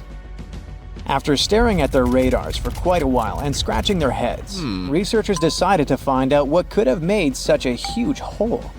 Could it have been good old erosion, a raging volcano, an asteroid impact, a giant sandworm? Ugh, I might have gone a bit overboard with this worm idea, but you never know with these ancient glaciers. Anyway, in our case, one mystery seemed to lead to another, which had been puzzling scientists for decades. And to solve both of them, scientists needed something super common, but at the same time very important: quartz, one of the most abundant materials in Earth's crust. But before we dig deeper into this topic, let's make a small detour and talk about a pretty bizarre phenomenon called the Younger Dryas event. To see what it was like, we need to go deep into the past, as far back as 12,900 to 11,600 years ago. During that period, the planet became much colder, especially in Europe and North America. Now, let's talk a bit more about that weird climate change in the Northern Hemisphere. There are a few theories. One that involves a change in currents in the Atlantic Ocean. Another speaks about something large kicking tons of dust into the air and effectively blocking sunlight. The two most popular and likely hypotheses mention a volcanic eruption and an asteroid impact. Indeed, there was a volcanic eruption on the territory of modern-day Germany at around the right time. But there's also a probability that a space object struck the planet during this period too. And now let's get back to the hole scientists found in Greenland. When NASA's Ice Bridge program and Germany's Alfred Wegener Institute discovered it, it seemed they had finally found the reason for the Younger Dryas event. But was it really an asteroid that created that impressive pit and caused temperatures to drop all over the Northern Hemisphere? To test this theory, the researchers needed quartz. The thing is, in its pure form, quartz has a very simple structure. It's made from interlocking silicon-oxygen tetrahedra. Efficient and so pretty. Just look at these six-sided prismatic crystals. Since its structure is so simple and the components are so common, you can find quartz almost in any rock on the planet. At one point, magic happens. Larger rocks erode away, pushing out tiny bits of quartz sand. The scientists exploring the mysterious pit gathered the quartz sand that had been washed out from underneath a glacier. It was like looking at the rocks at the very bottom of the hole without having to actually get all the way down there. Very handy. So while examining the material, they discovered quartz grains with the telltale signs of terrible catastrophe. They had PDFs all over them. No, I'm not talking about the document format. PDFs stand for planar deformation features, and they look like lines etched into the crystal surface.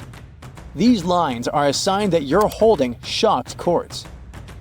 It forms under immense pressure, when the internal crystals are pushed out of alignment. But the most exciting thing here is that shocked quartz only appears under the influence of powerful forces, like massive impacts or terrifying explosions. In other words, finding this poor shocked quartz under the Hiawatha Glacier could be much needed proof that the hole was an enormous impact crater that formed when something equally enormous crash-landed there. Based on the size of the crater, this space object probably was a bit more than a mile across, which is twice the height of the Burj Khalifa Tower in Dubai. A meteorite that big would have looked 3 times as bright as the sun when traveling across the sky, and it would have hit Earth with an immense force. The impact would have been so great it'd have vaporized rock and thrown debris for hundreds of miles away. The sky would have filled with dust. It would have dimmed the sun and led to a temperature drop all over the planet. And guess what? The last part about decreasing temperatures got the researchers super excited, because it opened up a possibility that the impact could have been connected to the Younger Dryas event. To prove this idea, scientists decided to use quartz again. They examined it more closely, trying to date the impact. Well, they were in for an even greater shock. The Hiawatha crater turned out to be not 12,000, but 58 million years old. On the other hand, the researchers were disappointed that they hadn't been able to confirm their theory. The crater couldn't explain the Younger Dryas cold snap, but on the other hand, it was still an amazing discovery. Now, get ready for one final twist to this story, and it revolves around quartz again. Other scientists have recently discovered more deposits of shocked quartz all over what is now the eastern USA.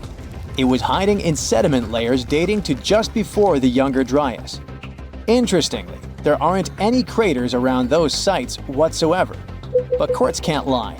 It provides evidence of a powerful explosion.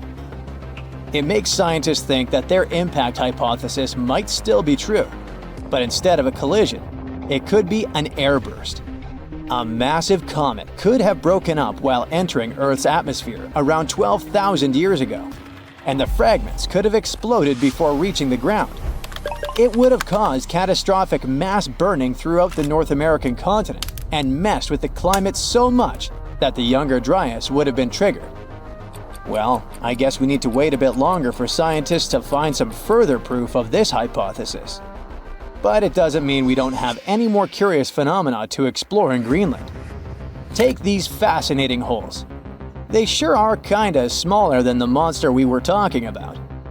They're called moulins, and they carry surface meltwater all the way down to the base of the Greenland ice sheet. And they have prepared some surprises for us too. Apparently, they're way larger than we previously thought. That's what a recent study based on observation and first-hand exploration claims. Even more interesting, this high volume might influence the stability of the ginormous ice sheet in question, as well as the speed at which it's sliding towards the sea. Researchers think that increased water depth and pressure inside moulins might lubricate the base of the ice sheet, making it move faster. You know, the way an ice cube slides more easily on a thin film of melted water. Until recently, we knew too little about the real size of moulins and how much water they can hold. But now, we know that moulins can be giant. The team made 2 trips to the Greenland ice sheet in 2018 and 2019. And during each of them, they used ropes and climbing equipment to drop around 330 feet into 2 separate moulins, almost touching the water's surface. Those who did it described the experience as intimidating. Picture this. Your back is over the edge. All you see is bluish ice going down and blurring into blackness. And the only thing you hear is occasional sounds of crashing ice. It must be extremely unnerving.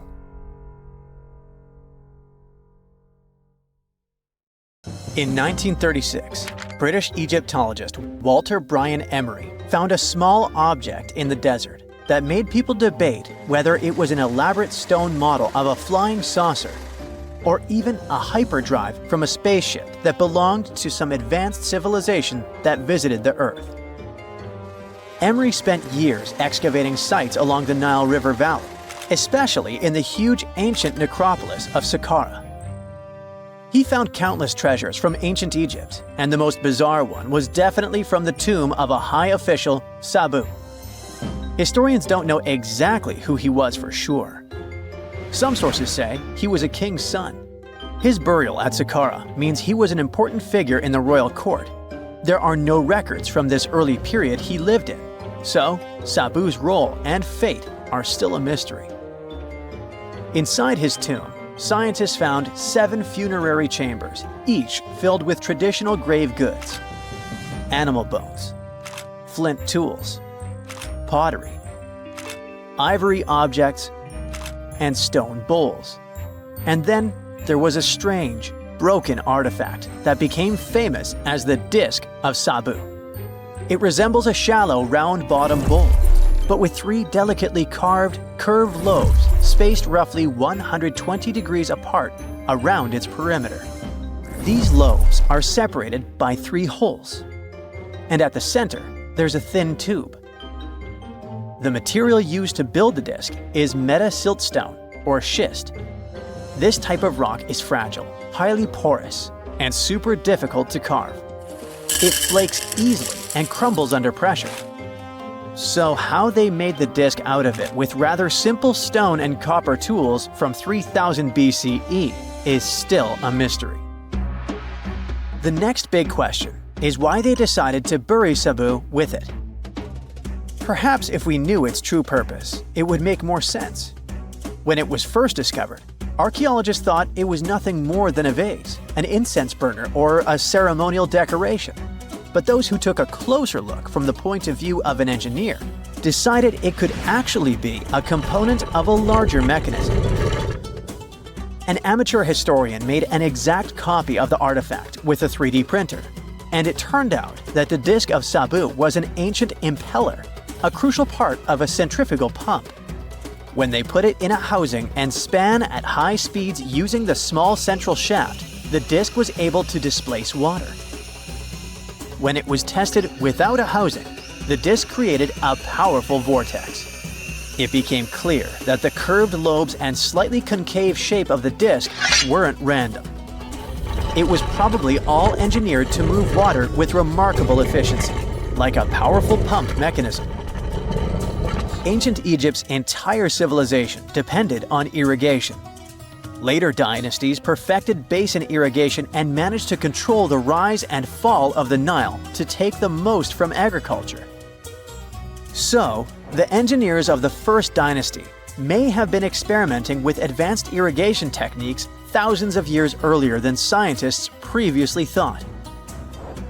But then again, some people have doubts schist is strong enough to be used for a pumping mechanism. They suggest that artisans from Egypt's first dynasty were trying to recreate an even older object, using whatever tools and materials they had. It could be a stone replica of something originally made from metal, possibly belonging to a civilization far older and more advanced than ancient Egypt itself. One Swiss author takes this idea even further and proposes that the disc is a copy of a component from an extraterrestrial spaceship's hyperdrive, or stone model of a flying saucer. One French researcher believes the disc of Sabu was part of a secret massive factory system to manufacture sodium carbonate inside pyramids. Some people suggest that the disc may have been a primitive tool for weaving ropes. The lobes held strands of silk or fiber that were twisted into twine when it was spun. Or it may have been a gigantic lamp. Another historical mystery is a map from 1513 that is believed to be the oldest surviving detailed map showing the Americas. The author of the map is a Turkish captain, Piri Reis. He never crossed the ocean himself and put together this map from 20 regional maps. He used an Arab map of India, 4 Portuguese maps showing India and China, and a map of America by Christopher Columbus as he saw it. This last map was lost for many years, so Reis's map gave us an idea of what Columbus must have recorded during his third voyage to the New World. A historian who studied the map suggested that it showed Antarctica in prehistoric times because it strangely resembled Antarctica's true coastline, the way it looked when it was free of ice. But it was later proven that this idea wasn't right. Another idea that rocked the science world was Klerksdorp spheres. They were found in deposits of mineral pyrophthalate in South Africa and looked like tiny ancient cricket balls with lines around the middle. Back in the 1980s, there was a theory that some super advanced pre-flood civilization we know nothing about had made these spheres. One journalist shared stories about how they rotated on their own in a display case. There was also a TV show that invited a psychic who was telling everyone the spheres were pieces of an ancient spaceship. But according to geologists, these spheres are pretty regular spherical objects formed from different minerals than the surrounding rock. The seam-like lines on them are just imprints from the host rock's layers building up over time. The Klerksdorp spheres come in different shapes, from flattened spheres to distinct discs. As for that episode when one of these spheres spun on its own, the curator of the Klerksdorp Museum cleared that up too. He said that when he put one sphere on its glass shelf when the journalist came to visit, the sphere rotated a bit because it's round. There are some gold mining activities going on nearby, so the land where the museum stands often experiences earth tremors. In a remote part of China, there are some bizarre pipe-like formations known as the Beigon Pipes. A local explorer found them back in 1996 protruding from Mount Beigon and along the shores of Tosan Lake nearby. Some people thought they were the work of ancient guests from other planets. When scientists tested samples of the pipe material, they found out that they contained mostly common minerals, but there was a mysterious 8% of unknown stuff. Some extra tests showed that these pipes had been there before humans. Chinese geologists later visited the site and suggested that these pipes were formed naturally over time. It was probably fossilized tree roots from the area's super green past. It's still a real mystery with no clear-cut answer. While digging a trench along a river in Romania, workers found a wedge, which is now famous as the aluminum wedge of Ajud, or the object of Ajud. Right next to it, there were some mastodon bones. Those distant relatives of elephants lived 11,000 years ago. So some people concluded the wedge is of the same age. The cool part is that it's made of aluminum, but this metal wasn't discovered until the 1800s. This material requires serious heat to produce. The wedge is said to be covered in a thick layer of oxide that's been sitting there for hundreds of years. Some folks believe this wedge must have crash-landed here on a spacecraft from some other planet. Some scientists think it's all a hoax, and others suppose it might be a human-made object with an unknown purpose. There are many myths around arguably the greatest structure ever built by humans, the Great Wall of China. Some say it's so grand that it's visible from space. Others claim that you can see it from as far as the moon. Other theories suggest that the builders of the wall were left inside. Well, sorry to disappoint you, but all these impressive stories are just myths. But even with those stories busted, the Great Wall of China is an impressive and truly breathtaking structure. So let me tell you its true story. Today, China is one of the most populated countries in the world, counting as many as 1.4 billion residents. It's also one of the oldest nations in the world.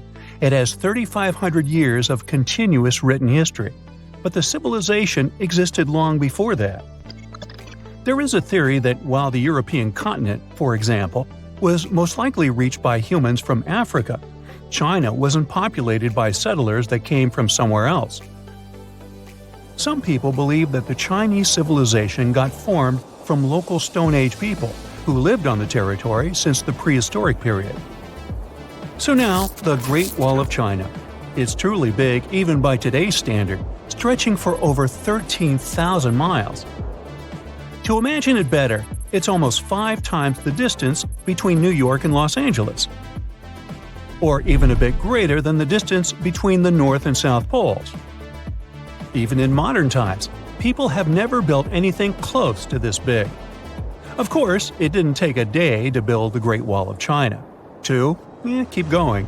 In fact, the wall was being built for centuries. Maybe you know that ancient cities had walls around them to protect themselves from invaders. Yes, Chinese cities had them too. The first Chinese emperor united the country in 220 BCE and got a brilliant but very ambitious idea to turn all city walls into one big wall that would defend the country's border against attacks from the north. A trusted general directed the construction, enrolling a big group of workers, soldiers, commoners, and convicts. Back then, the wall was built of rammed earth and wood. In some places that were strategically important, the sections of the wall overlapped to provide maximum security. The walls were around 26 feet high on average. But the Great Wall didn't yet look like the construction we know today. Every next emperor would pick up the big wall project, strengthening and extending it, repairing, but also modernizing construction techniques. Some used bricks to build it. Others moved on to granite and marble blocks. Watchtowers and platforms weren't there from the beginning as well. They were added by Ming emperors. The watchtowers made it possible to communicate with other parts of the wall through smoke and fire messages.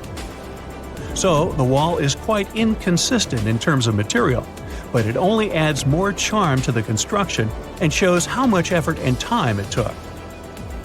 The reasons why some parts of the wall have been standing for centuries and are still in good condition is glutinous rice flour.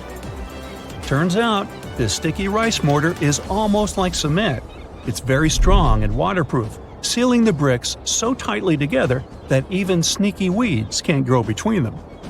You may also notice that some bricks have writings carved on them. They were left by the workers who were building the wall. The purpose of those writings is quality assurance. They contain such information as location, quantity, and responsible officials. So, in the case of some problems with the quality of materials or constructions, it would be known who should be held accountable for it. Recently, a research group has looked through official historical documents of the Ming Dynasty that ruled China from the 14th to the 17th centuries. They came across records of secret doors in the Great Wall, so they decided to find them. They used a flying robot to capture continuous centimeter resolution photos of the wall. They photographed 90% of the wall that was built during the Ming Dynasty and discovered the remains of over 220 secret doors along the wall. Some of them have a specific width and height that allows only one person to go through. Others are large enough to allow 2 horses to pass at the same time. Why are the doors there? Well, the Great Wall's main goal was to protect the country from the enemy. Building doors that could let the enemy in would undermine the whole point of having a wall. So, of course, the doors were secret passages. They perfectly matched the surroundings topographically, and the exit on the outside was camouflaged with bricks so that it was almost completely indistinguishable from the brick wall. The wall was never just a defensive wall, and it was never completely closed. It could be opened on demand.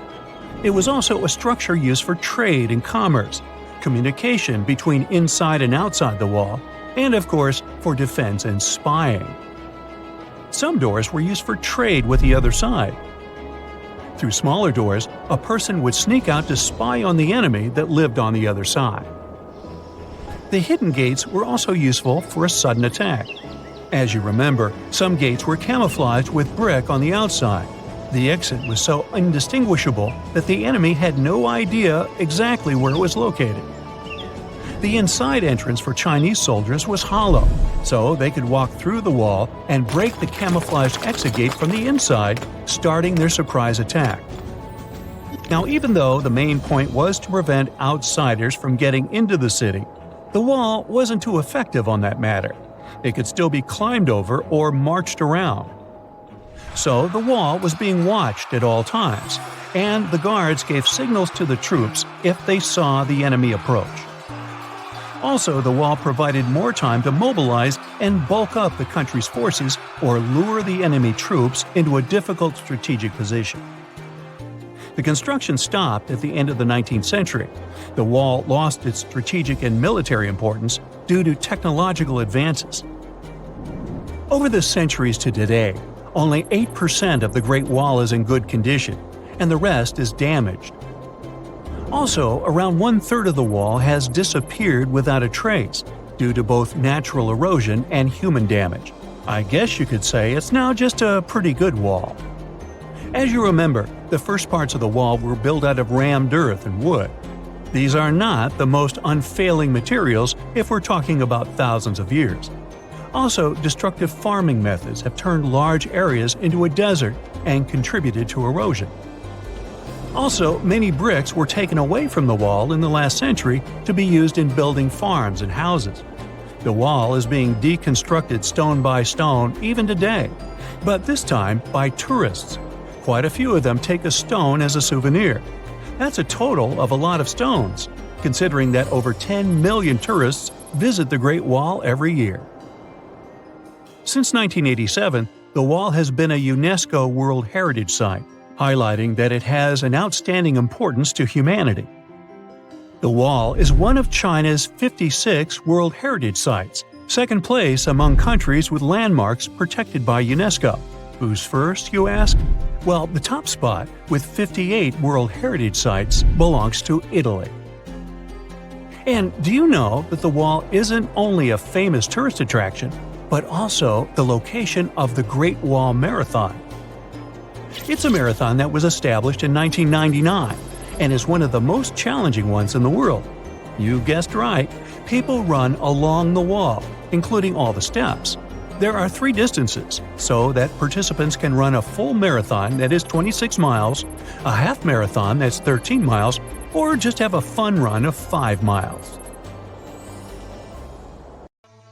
It's like archaeology woke up recently and decided to spice up the news with its history-changing discoveries. From unearthing dinosaur fossils in peaceful Iowa to translating bad news from ancient Babylonian texts, history is revealing its secrets like never before. When Mount Vesuvius erupted in 79 CE, it froze the town in time. Some of the most famous discoveries were heartbreaking, like a mother wearing a golden bracelet, holding her child, or 2 sisters hugging in fear. At least that's what scientists thought. In 2024, advanced DNA tests shattered these long-held beliefs. The mother from the House of the Golden Bracelet was actually a man wearing a fancy 30-carat bracelet, and the child wasn't even related to him. As for the 2 sisters, DNA revealed one was actually a man, while the other remains a mystery. Some speculate they were lovers, but the truth is still buried in time. Speaking of rewriting history, another shocking revelation comes from ancient Babylon. Recently, archaeologists translated 4,000-year-old texts that turned out to be heralds of terrible news. These specific texts that were translated are believed to be from Sippar, a city near the Euphrates River in modern Iraq. They talked about lunar eclipses, which is when the Earth's shadow blocks the moon, and for ancient Babylonians, these were warnings. Eclipses could mean everything from floods and famines to chaos in the kingdom. But here's the interesting twist. Babylonians also came up with clever ways to cancel these bad omens, like calling in priests to perform rituals, or consulting oracles for advice. These ancient astrologers took their job seriously, since it wasn't just about stargazing, it was about keeping the kingdom safe. Augustus was the first Roman emperor, so we can say he was a big deal. Archaeologists have already found ruins of the villas where he partied, but now they think they've found his final resting place. In a place near Naples, they found an old structure buried under a villa. They found the equivalent of a modern heating system, something that was probably used to draw warm baths. They also found shelves filled with ancient jars, suggesting the site later became a temple. They're still not sure this was Augustus's last home, but if confirmed, this would be a big deal for world history. While ancient Rome is surprising us, the famous Nazca lines in Peru are also revealing hidden details. These massive geoglyphs, created thousands of years ago, have only been partially studied, until now. Scientists trained artificial intelligence to help them scan 243 miles of terrain. With AI's help, they identified over 300 new motifs, including llamas, stick figure people, and strange heads. The algorithm, originally developed to decode charred scrolls from Mount Vesuvius, has doubled the number of known glyphs. The past is getting a serious digital upgrade. Meanwhile, in Bulgaria, archaeologists made a surprising discovery in a place few would expect: a sewer. In 2024, researchers unearthed a nearly intact 6.8-foot-tall marble statue of Hermes, the Greek god of travelers and trade, hidden beneath layers of soil. Experts believe it was placed there for safekeeping after an earthquake in 383 CE damaged the city's infrastructure. At that time, paganism was declining and Christianity was rising as the Roman Empire's official religion. Many pagan idols were being destroyed, but it seems some locals secretly preserved their deities by hiding them underground. Searching the bottom of the River Thames is probably worse than looking under your bed. The riverbed collects all kinds of discarded treasures, including a legendary typeface. In the early 1900s, 2 men created the Dove's typeface for printing books, but after a bitter falling out, one of them threw every single metal letter into the river. A century later, in 2014, a designer trying to revive the typeface began searching for the lost letters. In just 20 minutes, he started finding them. With the help of divers, more were uncovered, and today, some of the lost letters are on display in a museum. Not much goes on in Iowa, which is why finding a huge 13,000-year-old mastodon skeleton made headlines. In 2022, a researcher received a photo of a massive femur believed to belong to a prehistoric animal. It took 2 years to secure funding for excavation, but in 2024, archaeologists finally dug in. After 12 days of work, they uncovered a well-preserved mastodon skull, the first ever found in a Midwestern state. This discovery would make Indiana Jones jealous, especially since it happened in Petra, the ancient Jordanian city featured in one of the movies. Archaeologists uncovered a 2,000-year-old chamber beneath Petra's treasury, containing at least 12 skeletons, along with iron and bronze artifacts. The chamber, built by the Nabateans, sheds new light on their afterlife practices, which remain largely mysterious. One of the most intriguing finds was a ceramic chalice clutched by one of the skeletons. Back in Peru, archaeologists made a groundbreaking discovery that turned Peruvian history upside down: a female ruler. At the 1,600-year-old site of Pañamarca, scientists uncovered a throne room decorated with colorful murals. These murals depict women spinning and weaving, men carrying a crown, and even a crowned woman speaking to a birdman. The discovery suggests that Moche women weren't just spiritual leaders, but rather had real political power too. Tiny houses are mainly a modern thing, but archaeologists think they found one in ancient Pompeii. Unlike traditional Roman homes, which had grand atriums for entertaining guests, this house had none. But what it lacked in size, it made up for in artistry. Inside, scientists found a painted altar decorated with birds of prey, sparrows, snakes, and plants. The altar held ceremonial items like a lamp and an incense burner, still holding traces of fragrant herbs. In 2021, researchers scanning the Baltic Sea found a massive stone wall hidden beneath the waves. The Blinker Wall, stretching over 1.5 miles, could be Europe's oldest man-made structure.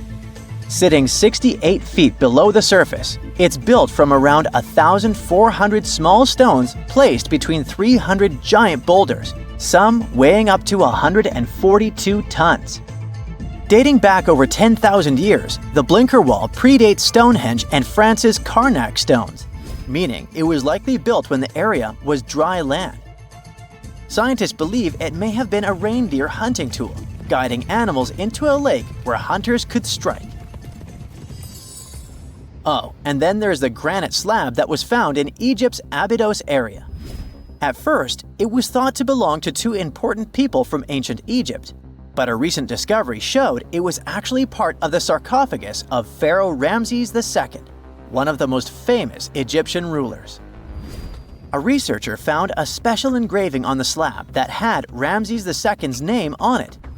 Ramses ruled Egypt a long time ago, and after he died, his tomb was looted, so his body and belongings were moved around a few times. This new discovery shows that after Ramses' tomb was robbed, some of his things were used again. The finding also teaches us that ancient Egyptian tombs were often looted, and the things in them were reused. Recently, something unexpected happened during a dig in Norton Disney, back in England. While searching for ancient coins and brooches, a volunteer from the Norton Disney History and Archaeology Group stumbled upon a mysterious Roman dodecahedron. This small hollow object, made of copper alloy with 12 pentagonal sides, was buried for 1,700 years, but was surprisingly well preserved. Though over 30 of these strange objects have been found in the UK, no one knows for sure what they were used for. Some think they might have been measuring tools or calendars, while others believe they were used for rituals. The Norton Disney Group thinks these dodecahedra were likely symbols for religious ceremonies, as many show no signs of wear from daily use. That's it for today. So hey, if you pacified your curiosity, then give the video a like and share it with your friends. Or if you want more, just click on these videos and stay on the bright side.